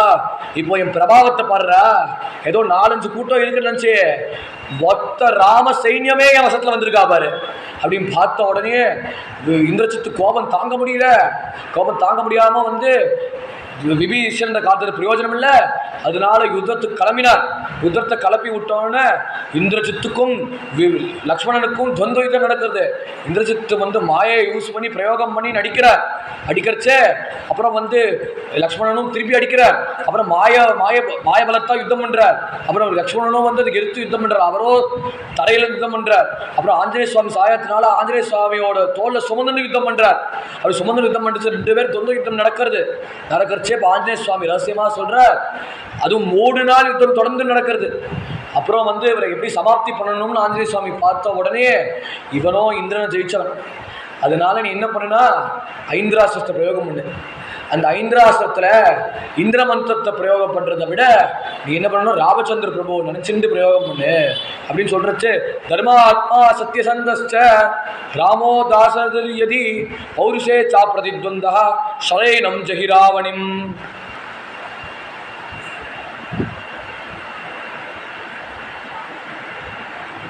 தர்மாத்மா சத்யசந்தஸ்ச ராமோ தாசரதி பௌருஷே சாப்பிரதித்வந்தா ஷரேனம் ஜகிராவணிம் அப்படின்னு வந்து மந்திரத்தை அபிமந்திரம் பண்ணுறார். அபிமந்திரம் வந்து ஹா ஹூம் பத் சுவாகான்னு சொல்லணும்ல. அந்த சமயத்தில் எந்த ராமபிரான் தகப்பனாருக்காக 14 வருஷம் வனவாசத்தை விரதமாக ஏற்றுக்கொண்டாரோ, எந்த ராமபிரான் வந்து தேவர்கள், கிண்ணர்கள், யக்ஷரர்கள், கந்தர்வர்கள் எல்லாருக்குமே பயத்தை உண்டாக்குமோ, எந்த ராமபிரான் பலத்தினால வந்து விராதன், கபந்தன் போன்ற ராட்சசர்களையும் 14 ராட்சசால ஏகாக்கியானந்து ஒரு முகூர்த்தமாக வதம் பண்ணினாரோ, எந்த ராமபிரான் வந்து சமுத்திர ராஜாவே சரணாகதி பண்ணும்படியாக பண்ணினாரோ, எந்த ராமஸ்தான் சத்தியநிஷ்டையினால எல்லா தேவர்களையும் இந்த வசத்தை வச்சிருக்காரோ, அப்பேற்பட்ட சத்தியநிஷ்டையான ராமபிரான் மேலே ஆணை பௌருஷே சாப்பிரதித்வந்தா எதிரில் இருக்கிற இந்திரன் ராவணபுத்திரான இந்திரஜித்தோட பிரம்மாஸ்திரம் வந்து ஐந்திராஸ்திரம் போய் அவரை விழுக்கட்டும் அப்படின்னு நோக்கி அடித்தார். அப்படி சரமர மாதிரி அந்த ஐந்திராஸ்திரம் நோக்கி பிரயோகமோற அப்படின்னு நோக்கி ராவணியோட இந்திரஜித்தோட மார்பை பொழந்து இந்திரஜித் கீழே விழுந்துட்டார். அப்படி இந்திரஜித்தையே சமாப்தி பண்ணினார். பண்ண உடனேயே வந்த எல்லா தூதர்களையும் கேட்டா, சூரியனை சமயமே யார் ஜெயிச்சாருப்பா? லக்ஷ்மணன் வந்து இந்திரஜித்தை வதம் பண்ணார். கேட்ட உடனே மூர்ச்சையாய் கீழே விட்டார் ராவணன். அப்புறம் கொஞ்ச நேரம் தன் மனசை வந்து தேத்திண்டு பிரஜையோட வந்ததுக்கப்புறம் தனக்கு இருந்த ஒரே ஒரு சேனை, அப்புறம் தனக்கு ராவணனும் வந்து தான் ஹோப்பை அத்தனையும் இழந்துட்டார். சீதையை அடையணும்னு அனுபவிக்க வேண்டிய ஆசையும் அந்த தட்சணம் எடுத்து இந்திரஜித் வந்ததுக்கு அப்புறமே. அதுக்கப்புறம் அவர்கள் சுற்றி இருக்கவா 2 பேர் இருக்கா, நராந்தகன் தேவாந்தகன் இருக்கா. நராந்தகன் பேர் தெரியும், வந்த எல்லா மனுஷாலையும் ஆகாரமாக எடுத்துக்கொள்ளவர் அப்படி நராந்தகன். இன்னொன்று தேவாந்தகன், வந்த தேவர்களை எல்லாரையும் ஆகாரமாக எடுத்துக்கொள்ளவர் அப்படின்னு தேவாந்தகன். 2 அசுரர்களையும் வந்து அங்கதன் வதம் பண்ணிட்டார். வதம் பண்ணதுக்கப்புறம் அவர் ராவணனுக்கு ஒரே ஒரு சைன்யம் தான். அது என்னன்னா பாதாளோகத்தில் இருக்க மூலபலம். அந்த பூணபலம் வந்து 16 தடவை பலசாலி. அவர் ராவணோட பூர்வ சைன்யத்தை விட 16 தடவை பலசாலி. அப்படின்னு பாதாளோகத்திலேயும் ராவணன் வந்து சீக்கிரட்டாக சைன்யம் வச்சிருந்தார். அப்புறம் எல்லா சேனைகளும் வந்த ராமரும் ஆலோசனை பண்ணார். வாடர்களும் ரொம்ப நேரம் யுத்தம் பண்ணினார். லக்ஷ்மணன் வந்து இந்திரஜித்தை வதம் பண்ணி விஸ்ராந்தி எடுக்க வேண்டிய 3 நாள் இந்திரஜித்தை வதம் பண்ணினார். அதனால எல்லாரும் விஸ்ராந்தி எடுத்துக்கோ. இவர் ராமர் ஒத்தனா நின்றுண்டு என்ன பண்ணுறாங்கன்னா காந்தரவாசத்தை பிரயோகம் பண்ணுறார். அது காந்தரவாசத்தை பிரயோகம் பண்ணிட்டு அவரோ வந்து கவசத்தை பொழந்து கவசத்தை தரிச்சுண்டு தலையில ஜடாமகுடத்தோட ருத்ரன் ஆற்றமா எப்படி ருத்ரன் வந்து திரிபுராசுரனை வதம் பண்ண போறாரோ அந்த மாதிரி ஒரு வீரத்தோட சாத்திரத்தோட ராமர் கிளம்புறச்சே கையில காந்தரவாசனம். இந்த காந்தரவாசத்தோட சுத்தி இருக்கிற ராட்சசாலும் டோட்டலி கூலஸ் எங்க இருக்கான்னு ஒண்ணுமே தெரியல. இப்படி மேலகிலையும் பாக்குறா. அங்க பார்த்தா அங்க ராமர் இருக்காரா அடிக்கலாண்டா அப்படின்னு போறார். இங்க பார்த்தா இங்க ராமர் இருக்காரா அடிக்கலாம் போறார். ராமன் எத்தனை ராமன் அடி இப்படின்னு எல்லா ராமர் எங்க தடுக்கி ஊர்னா ராமர் இருக்க அப்படின்னு ராமர் வந்து அம்பு மழை பொழிகிறார். 1 அடிச்சா 10 போறது, 10 அடிச்சா 100 போறது, 100 அடிச்சா 1000 போறது, 1000 அடிச்சா 10,000 போறது, 10,000 அடிச்சா கோடி போறது, லட்சம் அப்புறம் வந்து 100 கோடி போறது, லட்சம் போயிட்டே இருக்கு அப்படின்னு சரம் மழை பொழிகிறார். அப்படி வந்த எல்லா ராட்சசாலையும் மதம் பண்ண உடனே அந்த ராமரோட பலத்தையும் பௌருஷத்தை பார்த்து ஏன்னா ரொம்ப நேரம் இந்த கோபத்தை பார்த்ததில்லை. ராமரோட யுத்தத்தை அந்த யுத்த வெறிய யாரும் பார்த்ததில்லை. அப்படி பார்த்த உடனே எல்லாருமே 10 அடி தள்ளி போறா. அப்படி 10 அடி தள்ளி போறச்சே சொல்றார், ஏதஸ்தமஹம் திவ்யம் மமவா திரையம்பகஸ்யவா திரையம்பக சமதிக கோராச்சாரம்பர அப்படின்னு தேசிக தவீரகத்துக்கு சொன்ன மாதிரி பரமேஸ்வரனுக்கு சமமா யுத்தம் யார் பண்ண முடியும்னா ஏதஸ்தமஹம் திவ்யம். இந்த அஸ்திரத்தை வந்து பரமேஸ்வரன் தவிர மமவா திரையம்பகஸ்யவா பரமேஸ்வரன் தவிர வேற யாரும் உபயோகம் பண்ணதில்லை அப்படின்னு தம் பராக்கிரமத்தை காட்டின உடனேயே எல்லாரும் கதி கலங்கின. அது கலங்கினதுக்கு அப்புறம் 10 நிமிஷம் கழிச்சு நீங்க எல்லாரும் வாப்பா அப்படின்னு ராமர் கொஞ்சம் வாக்கு கொடுத்ததுக்கு அப்புறம் தான் வந்தார். ஏன்னா இங்க மகாத்மாவோட பராக்கிரமம் அவன் தேஜஸை வச்சுதான் நம்ம ஆடுற. நம்ம நினைச்சா மாதிரி சுவாமிகள்கிட்டயோ போய் நெருங்கி பேசிட முடியாது. அவர்களோட அனுகிரகம் இருந்தால் ஒழிய போய் நெருங்க முடியுமே தவிர நம்மளா இட்டு கட்டி போய் பேசிட முடியாது. சாமானிய மனுஷன்கிட்ட பேசாம மாதிரி பேசிட முடியாது. அப்படின்னு தன்னோட தபஸ் பலத்தினால ராமர் அத்தனையும் அடக்கி வச்சிருக்கார். தன் தபஸ் பலத்தை வந்து இந்த சமயம் வந்து எல்லாட்டும் தெரியல டிஸ்பிளே பண்றச்சே இவர்களோ ரொம்ப பகவான்னு காட்டினா பயந்து போயிடுவா. அதனால சகஜமா வந்து ராமபிரானா பழகுவோம் அப்படின்னு தசரதகுமார ராமரா பழகுவோம் அப்படின்னு சிரிச்சு எல்லாரும் வந்து சேர்ந்தா எல்லாரும் ராமரை கொண்டாடினார். எல்லாரும் விக்கிச்சு பார்க்கிறார். சுக்ரீவன் காலில் வந்து நமஸ்காரம் பண்றார். அப்புறம் தான் பூர்ணமா பகவான் சுக்ரீவன் ஏத்துண்டார். இந்த யுத்தத்துக்கு அப்புறம் தான் ஏத்துண்டார். அது ஏற்றதுக்கு அப்புறம் அப்போ வந்து எல்லாருமே வந்து ராவணனோட மொத்த சைன்யமும் காலியாயிடுச்சு. இப்போ ராவணன் மொத்தம்தான் இருக்கார். அப்புறம் ராவணனுக்கு சீதையை கொடுக்கலாமே, ஏன் கொடுக்கலன்னா எந்த வழி கும்பகர்ணன் எங்கள் புத்திரன் இந்திரஜித்தெல்லாம் வந்து அடைஞ்சாரோ அதே வழி ராமர் என்னை வென்றுட்டு சீதையை எடுத்துன்னு போகலாமே அப்படின்னு அந்த தைரியத்தோட ராவணன் கிவப்பே பண்ணலை. அந்த ஹோப்போட ராவணன் யுத்தத்துக்கு வர அந்த யுத்தத்தில் வர்ற ஒரு கம்பீரத்தை பார்த்து ராமர் பயங்கினா எப்பேற்பட்ட தேஜஸ்வி எப்பேற்பட்ட மகாத்மா ராவணன் அப்படின்னு அப்படி பார்க்கறச்சே 2 பேருக்குமே யுத்தம் நடக்கிறது. ராமர் தரையில் யுத்தம் பண்ணுறார். ராவணன் வந்து சாரத்தியில் அமர்ந்துண்டு யுத்தம் பண்ணுறார். ரதத்தில் அமர்ந்து யுத்தம் பண்ணுறார். அப்படி யுத்தம் பண்ணிச்ச தேவர்கள் எல்லாரும் பார்க்கிறார். இந்த பக்கம் ராட்சச சமூகம், இந்த பக்கம் வானர சமூகம், இப்படி 2 பேருமே வந்து ஆப்போசிட்டா நின்றுட்டு இருக்கார். எல்லாரும் ஸ்பெக்டேட்டர்ஸா பார்த்துட்டு இருக்கார் ராவண யுத்தத்தை. அப்புறம் மேல தேவர்களும் பார்க்கிறார். அது தேவர்களால் இது என்ன யுத்தம்னு சொல்லவே முடியல. ககனம் ககனாகாரம் சாகரம் சாகரோபமஹ ராவணயோர் யுத்தம் ராமராவணையோர். இவ எப்படி ஒரு ககனத்துக்கும் ஒரு ஆகாசத்துக்கும் இன்னொரு ஆகாசத்துக்கும் ஒப்பு கிடையாதோ, எப்படி ஒரு சமுத்திரத்துக்கும் இன்னொரு சமுத்திரம் ஒப்பு கிடையாதோ, அது போல ராமராவணையோர் யுத்தம், அதுபோல ராமராவணையோர் யுத்தத்துக்கு துல்லியமானது ஒப்புக்கொள்ளாதது ராமராவணையோர் யுத்தமே தான், ராமராவண யுத்தமே தான் இப்படி எல்லாரும் தீர்மானம் பண்றச்சு. எல்லாரும் பார்க்கிற எப்படி ராமர் சமாளிக்கிறார், எப்படி ராமர் யுத்தம் பண்றார், எப்படி ராவணனை வீழ்த்துறார். ஜேத்தவியமதி காகுத்சகா மத்தவியமதி ராவண இப்படி 2 பேருமே யுத்தம் நடக்கிறது. யுத்தம் நடக்கிற சம்பவத்தை அப்போ ராமரோ வந்து கவனமா சண்டை போட முடியல. கவனமான எப்படி வீழ்த்தணும்னே தெரியல. அப்போ வந்து திடீர்னு அகஸ்திய மகர்ஷி வந்தார். அப்போ அகஸ்திய மகர்ஷி வந்ததுக்கப்புறம் அப்போ அகஸ்தியரை பார்த்து நமஸ்காரம் பண்ண. ஏன்னா ஆத்மபலம் வேணுமே. தான் எப்போ தோணின மாத்திரத்தில் அகஸ்தியர் தட்சணம் வந்துட்டார்.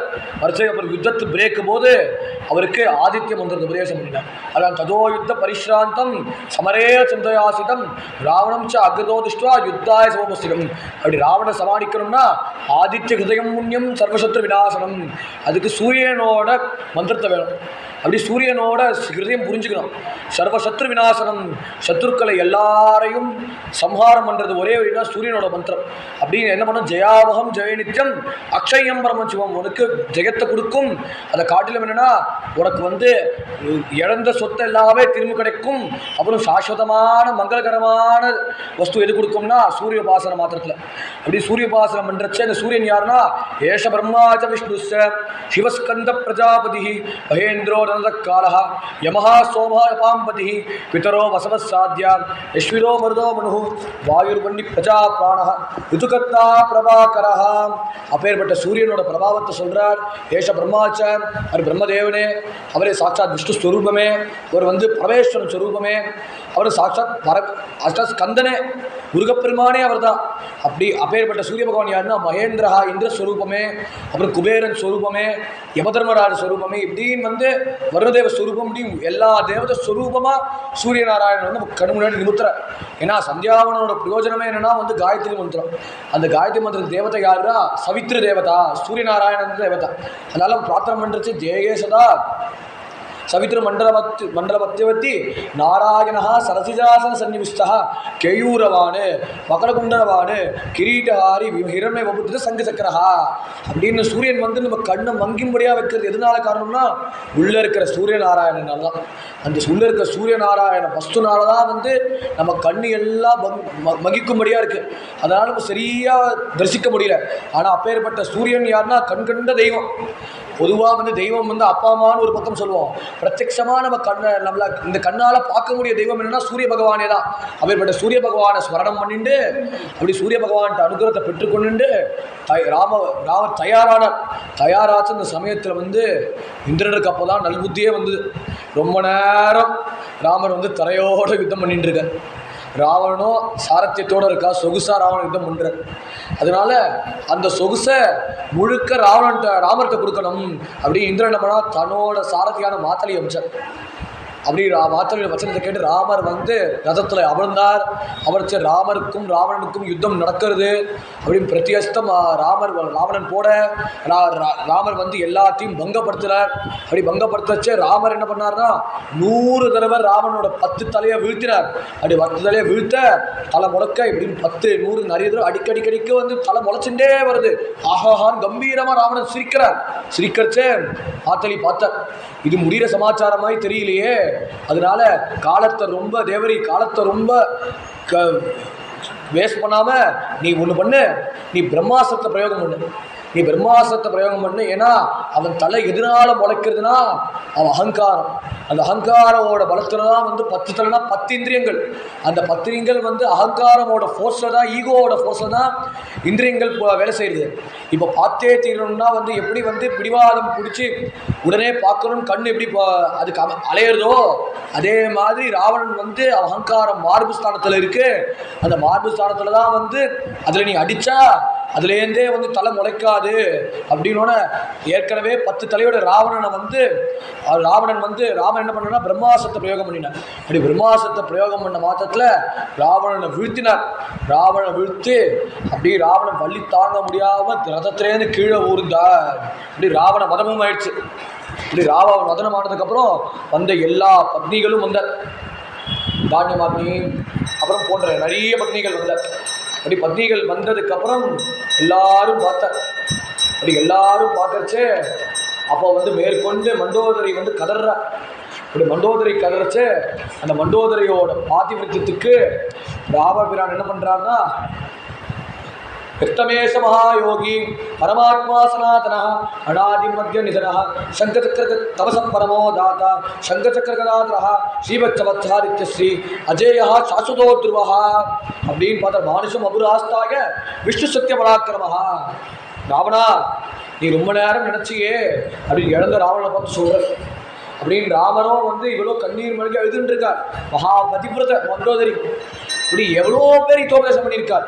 ஆரம்பிக்கச்ச மாரீச்சன் இதோபதேசம் பண்ணினார்.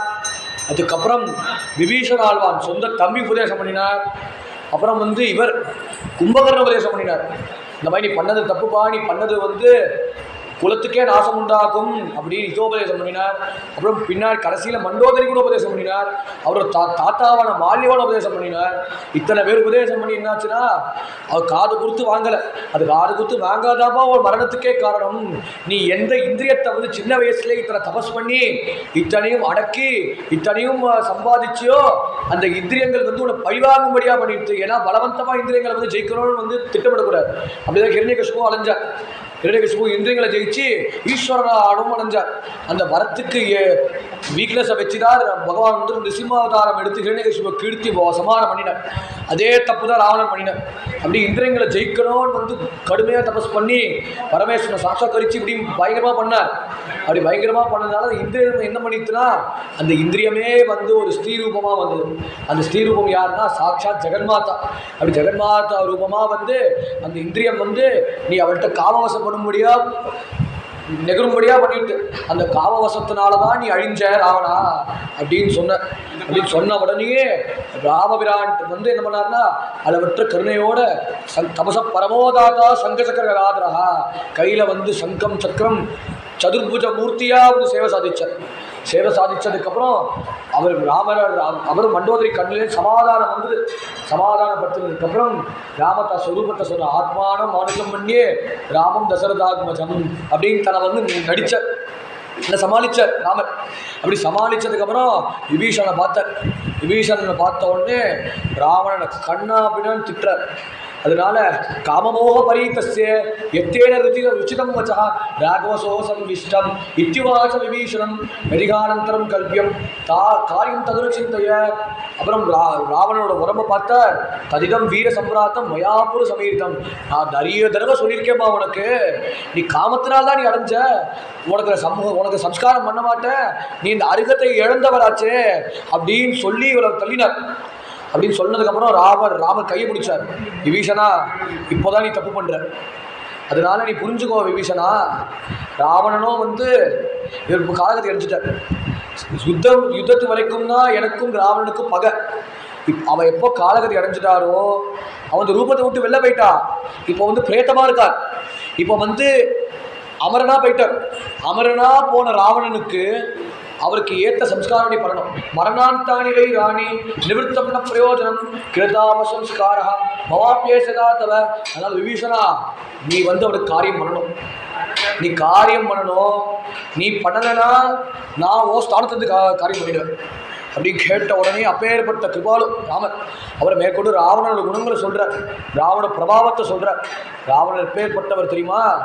லங்கையை ஆழ்ந்தவர், வந்த ராட்சசர்கள் எல்லாருக்கும் ஆறுதலாக இருந்தவர், நல்ல ராஜாவாக இருந்தார் அவர். அப்புறம் என்னன்னா பிரம்மா வரத்தினால வாங்கினார், பரமேஸ்வரன் பக்தினால வசப்படுத்தினார் அப்படின்னு ராவண சிவத்தாண்டவ ஸ்தோத்திரத்தை எழுதினார். அப்படின்னு 20 புஜத்தோட கைலாச பர்வதத்தை தூக்கினார். அப்படி தூக்கறச்சே அப்போது சாமவேதத்தை பாடினார். அப்போ சாமவேதத்தை பாடிச்சே என்ன பண்ணார்னா, அப்போ பரமேஸ்வரன் திருப்திப்படணும்னு நினச்சி என்ன பண்ணார்னா ஒரு கையை உடைச்சி இன்னொரு தலையை உடைச்சார்.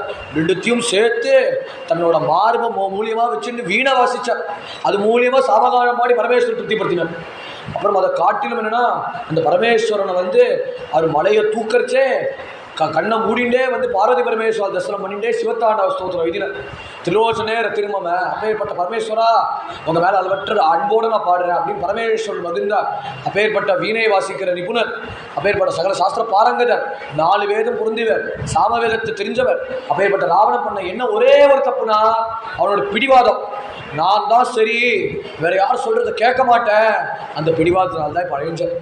அதனால் அப்பேற்பட்ட ராவணனுக்கும் நீ அவரோட தோஷத்தை மறந்துட்டு அவரோட நல்லதை நினச்சிட்டு அவரோட மெரிட்டை நினச்சிட்டு நீ என்ன பண்ணணும்னா கிருதாமச சம்ஸ்கார மமாபேசராதவ நீ பண்ணிடலன்னா நான் பண்ணிடுவேன் அப்படின்னு சொன்ன உடனே விபீஷனுக்கு பக்குன்னு ஆயிடுச்சு. ஒரு பக்கம் கண்ணிலேருந்தே தாராள ஜலம் வருது. இப்பேற்பட்ட சத்ரு அப்படி மரியாதை கொடுத்துருக்காரு, இழந்து போனாலும் அப்பேற்பட்ட மரியாதை கொடுத்துருக்காருனால மேற்கொண்டு ராவணனுக்கு பிரம்மவேத சம்ஸ்காரம் பண்ணினார். எந்த தீட்சிதர்கள் பண்ணுவாரோ, எந்த ராமபிரான் ஜட்டாயுக்கு பண்ணினாரோ அதே சம்ஸ்காரம் ராவணனுக்கு பண்ணினார். ஏன்னா அக்னிஹோத்திரியாச்சே, அவர் வந்து வெளியில் பார்க்க தான் பௌருஷமோடு இருந்தார், ஒரு ராட்சசனாக இருந்தார். கர்மாவை விட்டதே இல்லை கடைசி வரைக்கும், கடைசி மூச்சு பரியந்தம். சீதை அபரணத்துக்கு கூட கபட சன்னியாசினா பொதுவாக சன்னியாசி வந்து உபவீதத்தை அரித்துட்டு தான் வந்து சன்னியாசி எடுத்துப்பார். இங்கே கபட சன்னியாசியாக எப்படி வந்தார்னா பூனலோடு வந்திருக்கார்.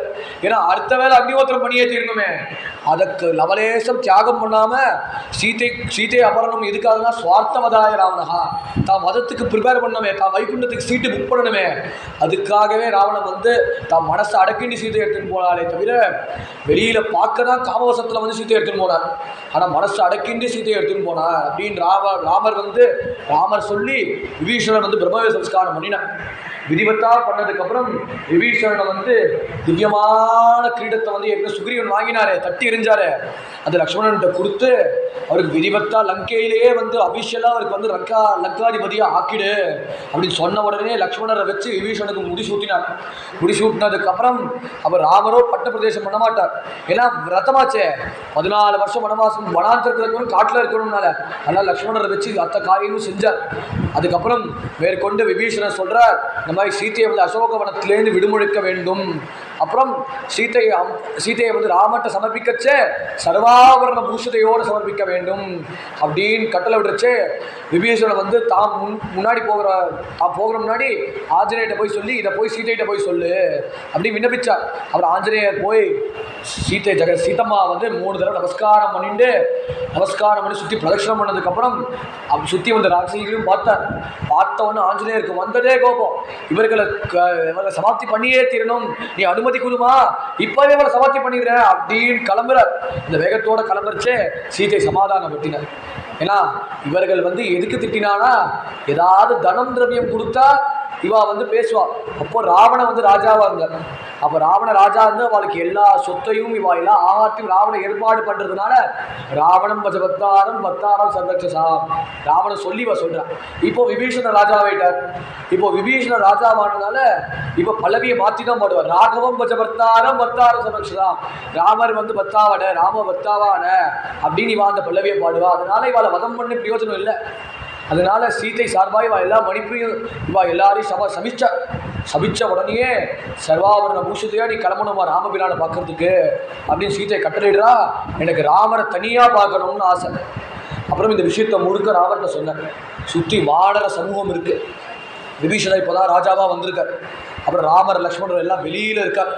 இப்போ வெளியில் இருக்கிறச்சே அப்போ எல்லா வாடலும் சூழ்ந்திருக்கச்சே ராமபிரான் கேட்டார் விஷயத்தை கேட்டோன்னே ராமபிரான் சொல்கிறார், சீதையை வந்து எல்லாரும் இருக்கிற பட்சத்தில் வர வேண்டும் அப்படின்னு கட்டளையிட்டார். அப்படின்னு கட்டளை இடுறச்சே வந்து ராமனும் ரொம்ப கடுமையாக இருக்கார். ரொம்ப முளைச்சிட்டு இருக்கார் ராமர். அப்போ ஒரு மாதிரி பராமுகமாக ராமர் இந்த சமயத்தில் இருக்கார். எதுக்குன்னா லோகத்துக்கு காட்டணுமே அப்படின்னு சீத்தையை வந்து அப்படின்னு ஒரு மாதிரி பாராமுகமாக இருக்கச்சே சீத்தையோ வந்து எல்லாரும் பல்லார் தூக்கின்னு வரணும் அப்படின்னு சீத்தையை வந்து இறங்கின்னு வரார்.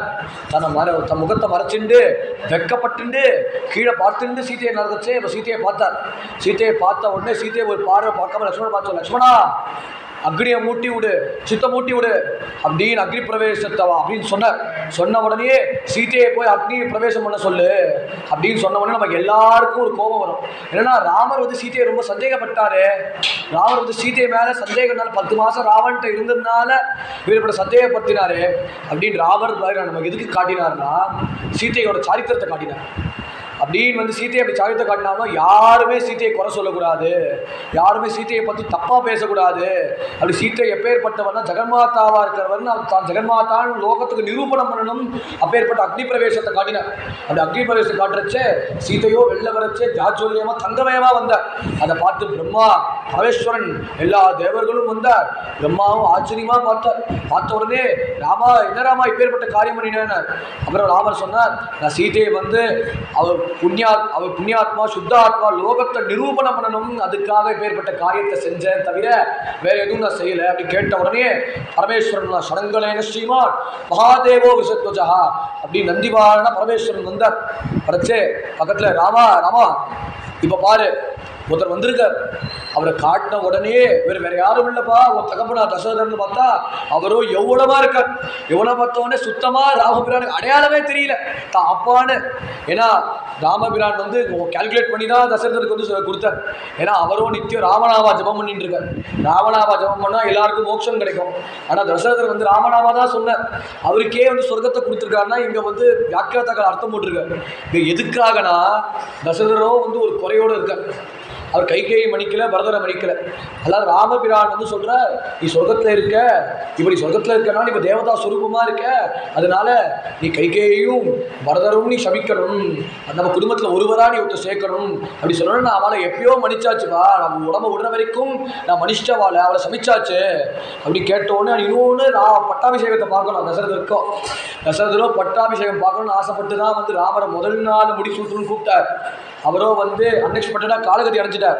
வைகுண்டத்தில் இருந்தால் திவ்யமயமான சரீரத்தில் இருப்பார், இறங்கி வந்து பார்க்க முடியாது. அதனால கொஞ்ச நேரம் சொர்க்கத்தில் இருக்கட்டும், இந்த யௌவன சரீரத்தோடு இருக்கட்டும், ராமபிரானோட பட்டாபிஷேகத்தை நல்லா பார்த்து அனுபவிக்கணும் அப்படின்னு தசரதருக்கு இந்த ஃப்ரீடம் கொடுத்துட்டு அவருக்கு சொர்க்கத்தை கொடுத்துட்டார். அப்படி சொர்க்கத்தை கொடுத்ததுக்கப்புறம் விபீஷணனை கூப்பிட்டு புஷ்ப விமானத்தில் எல்லாரும் ஏறணும் அப்படின்னு நியமித்தார். எதுக்காகனா பரதரை காப்பாற்றிய தீரணுமே. 14 வருஷம் விதிவிட்ட வனவாசம் ஓரளவுக்கு ஆயிடுத்து. இப்போ பரதரை காப்பாற்றிய தீரணும் அந்த வேகத்தோட புஷ்ப விமானத்தில் கிளம்பினார். அப்படி புஷ்ப விமானத்தில் கிளம்புறச்சு அப்போ வந்த வானரர்களோ எப்படி இருக்காருன்னா அவள் எல்லாருமே தேவதா ஸ்வரூபமாக இருக்க. அப்படி ராமபிரானும் சீதையும் சேர்ந்து சர்வாபரண பூஜை சீதையும் சேர்ந்து கிளம்புறச்சே இப்படின்னு சீதையை பார்த்தேன். இப்படி சீதையை பார்க்கறச்சே முதல்ல வந்து இந்த லங்கையை பார்த்தேன். அப்படி இந்த சீதையோட கடாட்ச மாற்றத்தினால சொர்ணமயமாக எடுத்து ஸ்ரீலங்காவாக எடுத்து அத்தகையான சொர்ணமயமான லங்கை ஆனதுக்கப்புறம் இப்படின்னு வெள்ள வரைச்சி இதோ பாரு, இங்கே தான் இந்திரஜித்து வதமாக எடுத்து, இதோ பாரு கும்பகர்ணனோட சிரஸ் இருக்குது, கும்பகர்ணனோட கை இருக்குது, இங்கே தான் கும்பகர்ணன் வதமாக இருக்குது, இதோ பாரு ராவணன் வதமாக இருக்குது. இப்படின்னு ஒன்று ராட்சசர்களையும் ஒன்று ஒன்றா காட்டுறார். இப்படின்னு ஒன்று ஒன்றா காட்டுறச்சு இங்கேருந்து மகேந்திர பர்வதத்தை காட்டினார். இங்கே தான் ஆஞ்சநேய சுவாமி வந்து உங்களை தேடணும்னு வந்து இங்கேருந்தே வந்து கடலோரமாக தாண்டினார், கடல் மூலியமாக தாண்டினார். இப்படி மகேந்திர பர்வதத்தை காட்டினார்.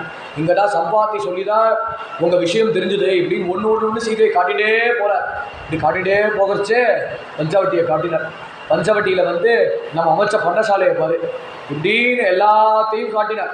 காட்டினதுக்கு முன்னாடி கிஷ்கிந்தை வந்தார். அந்த கிஷ்கிந்தை வந்த பிரயோஜனத்தில் எல்லாரும் சுக்ரீவனோட பவனத்துக்கு வந்த எல்லா வானர ஸ்திரீகளும் கூட கூட ஸ்திரீகள் வந்தோடனே எல்லாரும் ராமரையும் சீத்தையும் வெச்சக்கண்ணு வாங்காமே பார்த்துட்டு இருக்க. அப்படின்னு பஞ்சவட்டி தண்டகாரண்யம் போல தண்டகாரண்யத்தில் வந்து சரவங்க ஆசிரமம் இருக்கு, அகஸ்தியர் சுதீஷ்ண ஆசிரமம் இருக்கு. இப்படி ஒரு விஷயங்கள் ஆசிரமத்தையும் அழகாக காட்டிட்டு வர. அப்போ காட்டிட்டு வரச்சு திடீர்னு எங்கே வந்தாங்கன்னா சித்திரகூடத்துக்கு வந்தார். அப்படின்னு சித்திரகூடத்துக்கு வந்து மறுபடியும் ஸ்நானம் பண்ணி எல்லாருமே சேர்ந்து பரத்வாஜாசிரமத்துக்கு வந்தார். பரத்வாஜர் நமஸ்காரம் பண்ணிட்டு அப்படி பரத்வாஜர் விதிவிட்டா நமஸ்காரம் பண்ணதுக்கப்புறம் மேற்கொண்டு ஆஞ்சநேய சுவாமி வந்து மேற்கொண்டு அவருக்கும் ராமருக்கும் என்ன தாங்கன்னா பரதர் சபதம் படுத்தாரு, உடனே காப்பாத்தியா தீர்வே பரதர் 14 வருஷம் பொருள்னா அக்னி பிரவேசம் பண்ணும் ஆத்மஹத்தியை பண்ணிடுவேன் அப்படின்னு பிரதிஜை பண்ணாரு. அந்த பரத்வாஜத்தை காப்பாற்றுறதுக்காக ராமபிரான் என்ன பண்ணாருன்னா ஆஞ்சநேய சுவாமி அனுப்பிச்சார். அப்படி ஆஞ்சநேய சுவாமி வந்து அவரோ வந்து தாமதமாச்சு பரதருக்கு லேசாக தெரிஞ்சுது. அவர் அக்னியில பிரவேசம் பண்ணலான்னு போனார். அண்ணல் வந்தார், ஆரியன் வந்தார், நெருப்பை கரியாக்கினான், எரியை கரியாக்கினான். அப்படி கமலாட்டான் சொல்றார். அண்ணன் வந்தார், ஆரியன் வந்தான். அப்படி அண்ணலான ராமபிரான் வந்துட்டார், ஆரியபுற்றான ராமபிரான் வந்துட்டார். அப்படின்னு நெருப்பை கரியாக்கினார். அப்படின்னு பரதம் நிக்கிறச்ச என்ன நெருப்பு சுத்தமாயிடுச்சு. ஆஞ்சநேய சுவாமி கை வச்ச மாத்திரத்துல நெருப்பு வந்து கட்டுப்பாடு கொண்டு வந்து நெருப்பு அணைச்சு பரதரோட கையை பிடிச்சதுக்கு அப்புறம் தான் யாருன்னு சொன்னார், தான் ராமதூதன். அப்படி எங்க வந்து எனக்கும் ராமருக்கும் இங்க சங்கமம் ஏற்பட்டுச்சு முழுக்க சேர்த்து சொன்னதுக்கப்புறம் பரதருக்கு ஒரே குஷி வந்தோட காலமா வந்து ஆஞ்சநேய சுவாமி ஆதிகனம் பண்ணினார். ஆதிகனம் பண்ணிச்சு ராமர் எங்க இருக்கான்னு சொல்லிட்டு கொஞ்ச நேரம் கழிச்சு பிரபு வந்துடுவார். அந்த சமயத்துல பரதரும் ராமபிரானும் 2 பேரும் சங்கமிச்சார்.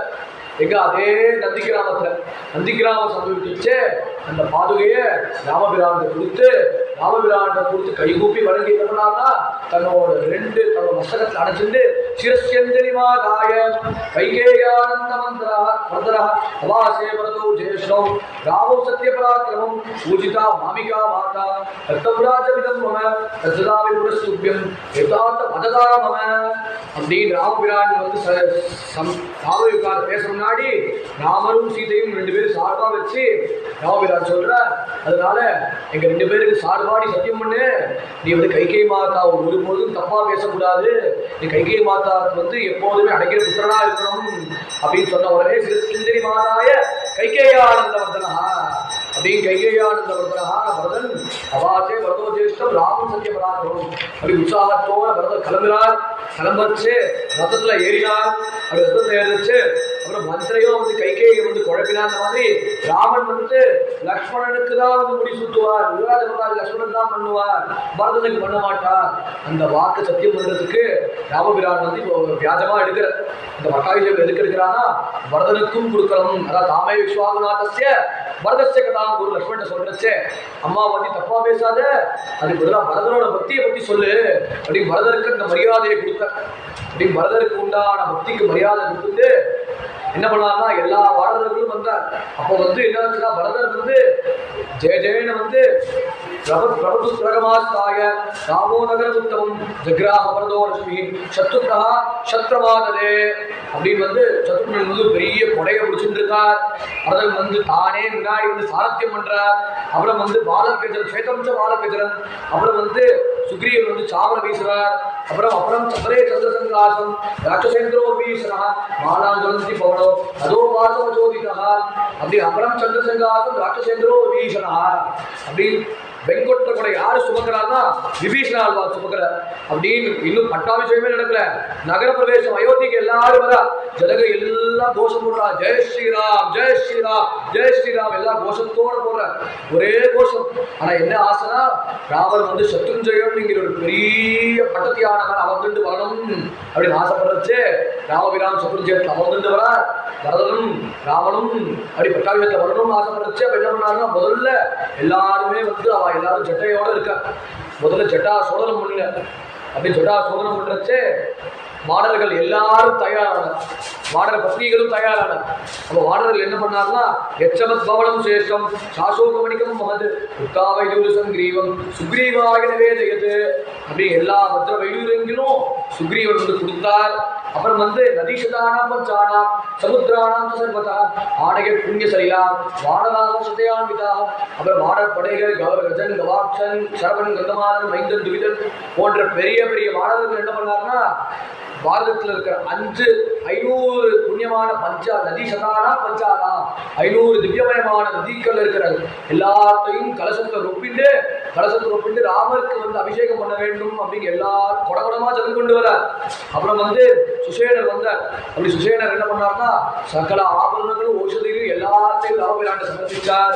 இப்படின்னு அத்தனையும் எல்லாரும் வானர்களும் வந்து நிரம்பி கொண்டு வந்தார். அப்புறம் முதல்ல பரதன் வந்து தான் ஜடையை சோபனம் பண்ணினார். அப்புறம் ராமர் வந்து தன்னோட ஜடையில் சோபனம் பண்ணினார். பரதன் பண்ணார், சத்ருக்னன் பண்ணார், அப்புறம் ராமலட்சுமணர் பண்ணார்.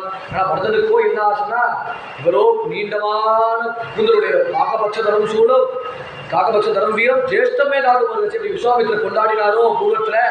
அப்பேற்பட்ட இவரோட குருவியை வந்து இவர் ஹேர் கட் பண்ணால் நல்லா வராது, அதனால இவரோட கேசம் வந்து அப்படியே விட்டாக அழகா இருக்கும், இவர் கேசம் இவரோட சிக்கையே அழகு அப்படின்னு இவர் கேசத்தை அழகுபடுத்திட்டு அப்புறம் வந்து அதுக்கு வான ஸ்திரீகள் வந்து வந்த ஸ்திரீகளுக்கு வந்து யார் அலங்காரம் பண்ணினாங்கன்னா சீதைக்கு அலங்காரம் பண்ணினா அதோ வானபத்னியோ சர்வாசாமேவ சோபனம் அப்படின்னு வந்த வானர ஸ்திரீகளும் வானர பத்னிகள் எல்லாருமே சீதைக்கு அலங்காரம் பண்ணினார்.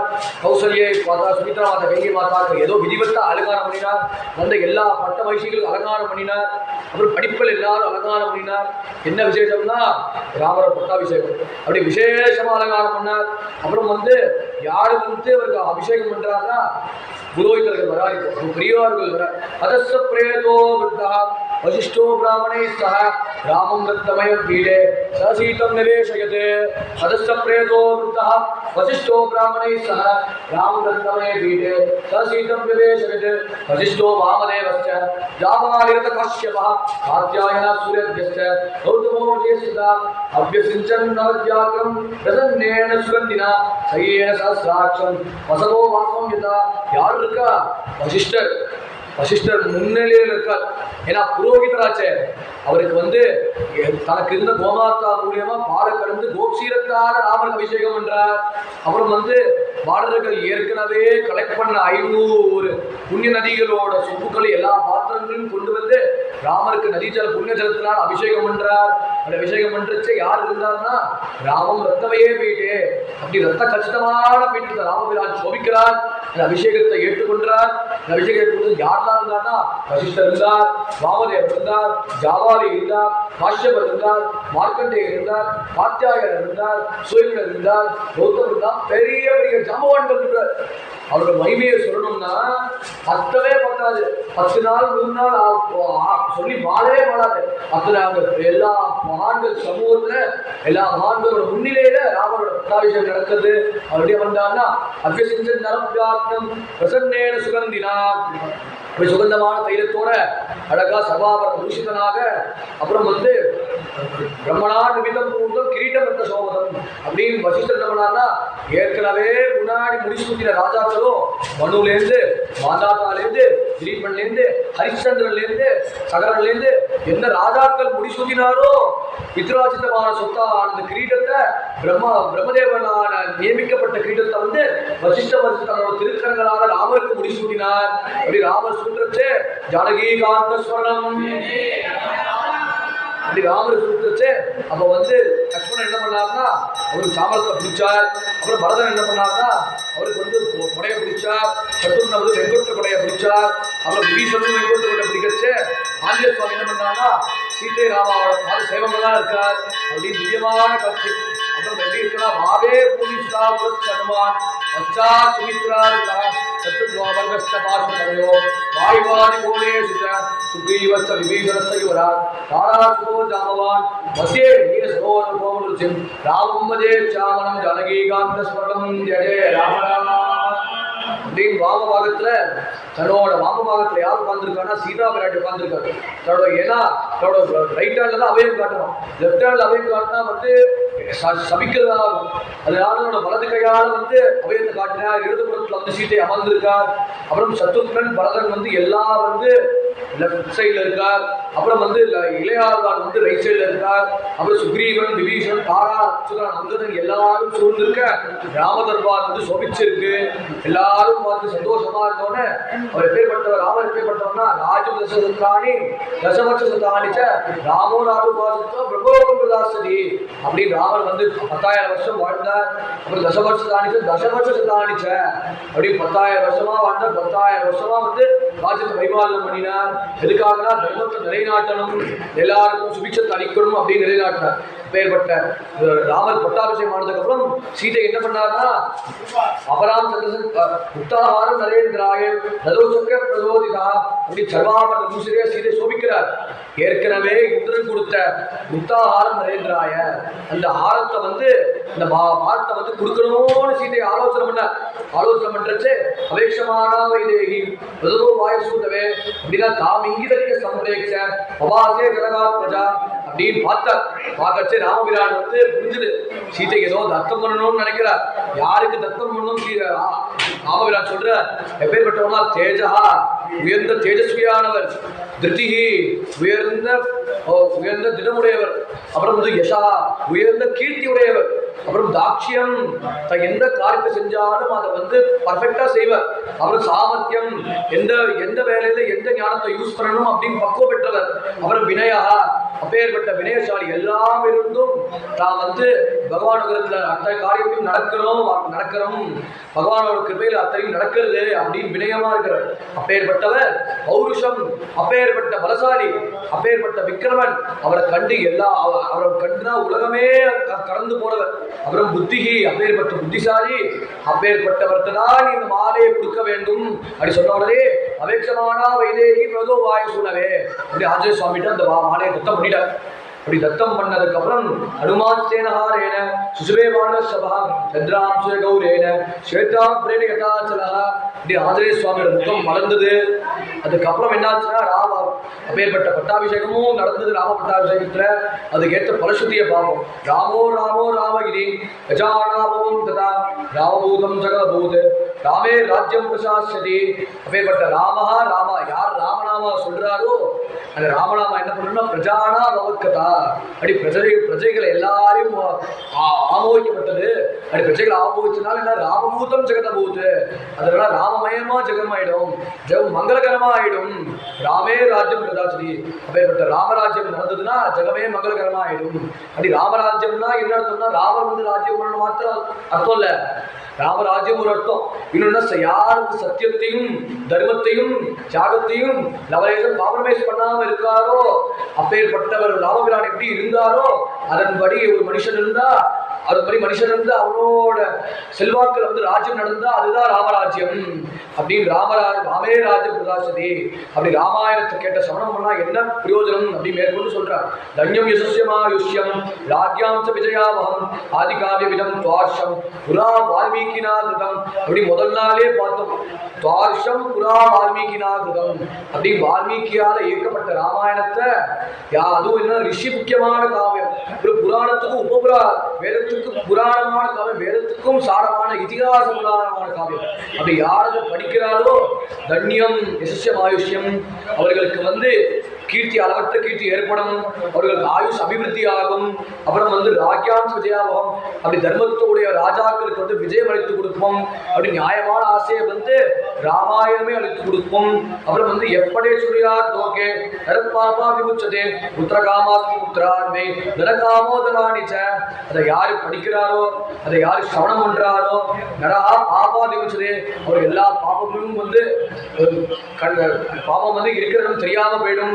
புத்திர காமாச புத்திரான்வே, யாருக்கு வந்து புத்திர சந்ததி வேணும், தன் புத்திரன் வேணும் அப்படி ஆசைப்படுறாரோ, இப்படி தசரதர் ஆசைப்பட்டாம மம்மால ஆலப்பியமான புத்திராத்தம் நாஸ்தி வை சுகம், அப்படி தசரதர் ஆசைப்பட்டாரோ அது போல எல்லாருக்கும் புத்திர காமாஸ்துவை புத்திரான்னு அவர்கள் புத்திர சந்ததி ஏற்படும். தனகாமோ தனானிச்ச, அவ ஒருவர் யாருக்கும் வேலை கிடைக்கிறான்னு ராமாயணம் கேட்ட மாத்திரத்துல அவளுக்கு வேலை கிடைக்கும். தரித்திரனா இருக்கிறவங்க வந்து பணக்காரனா ஆவார் ராமாயணம் கேட்டா. அப்படின்னு வந்து புத்திரன் நல்ல புத்திரனா வேணும்னா ராகவேன யதா மாதா சுமித்ரா லக்ஷ்மணேன பரதேன சகை தேயி ஜீவபுத்ரா ததா ஸ்திரியாக. அப்படி ஸ்திரீகளுக்கும் சத்புத்திரன் வேணும்னா ராகவன் மாதிரி புத்திரன் வேணும், ராமபிரான் மாதிரி புத்திரன் வேணும் ஆசைப்பட்டா வந்து எப்போனா ராமாயணம் கேட்ட பலன்ல ராமபிரான் மாதிரி புத்திரன் வேணும் கிடைக்கும். அப்புறம் எப்படி சுமித்ரைக்கு லக்ஷ்மணன் கிடைச்சாரோ அது போல உங்களுக்கு புத்திரன் கிடைக்கும். அப்புறம் வந்து கைகைக்கு எப்படி பரதன் கிடைச்சாரோ அது போல உங்களுக்கும் புத்திரன் கிடைக்கும்.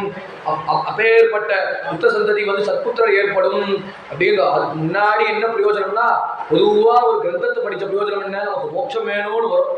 ஆனா ராமாயணத்தோட விசேஷம் என்னன்னா பலம் விஷ்ணோஹோ பிரவர்த்ததா, விஷ்ணுவுக்கு பலம் உண்டாகட்டும். நம்ம எதுக்கு வேணும், விஷ்ணு நமக்கு பலம் உண்டாகணும் தானே பிரார்த்தனை பண்ணுவோம். இங்க என்ன விசேஷம்னா பலம் விஷ்ணோஹோ பிரவர்த்ததா.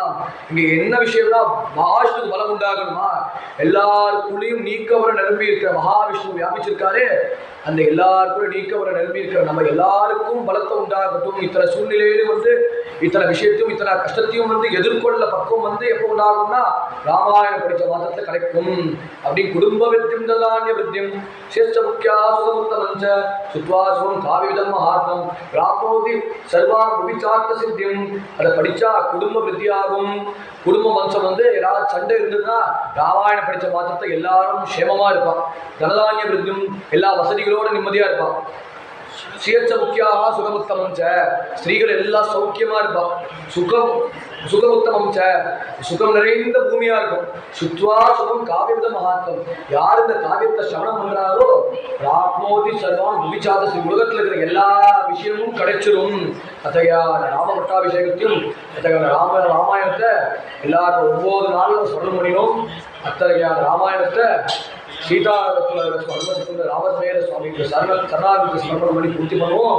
அவங்க எல்லாருக்கும் அந்த சோதாக்கு எல்லாருக்கும் நன்றி தெரிவித்து முக்கியமான ஆர்கனைசேஷன் வந்து யார் நடத்தினாலும் 9 நாட்களும் அவர்களுக்கும் நன்றி தெரிவித்து பிள்ளையாருக்கும் நமஸ்காரத்தை தெரிவித்து இந்த சத்தகத்தை ராமபிரான் திருவிழா சரணத்தை பூர்த்தி பண்ணி சத்தகத்தை பூர்த்தி பண்ணுறோம். ஜானகீகாந்த ஸ்மரணம் प्रभु की जय, सद्गुरु जय।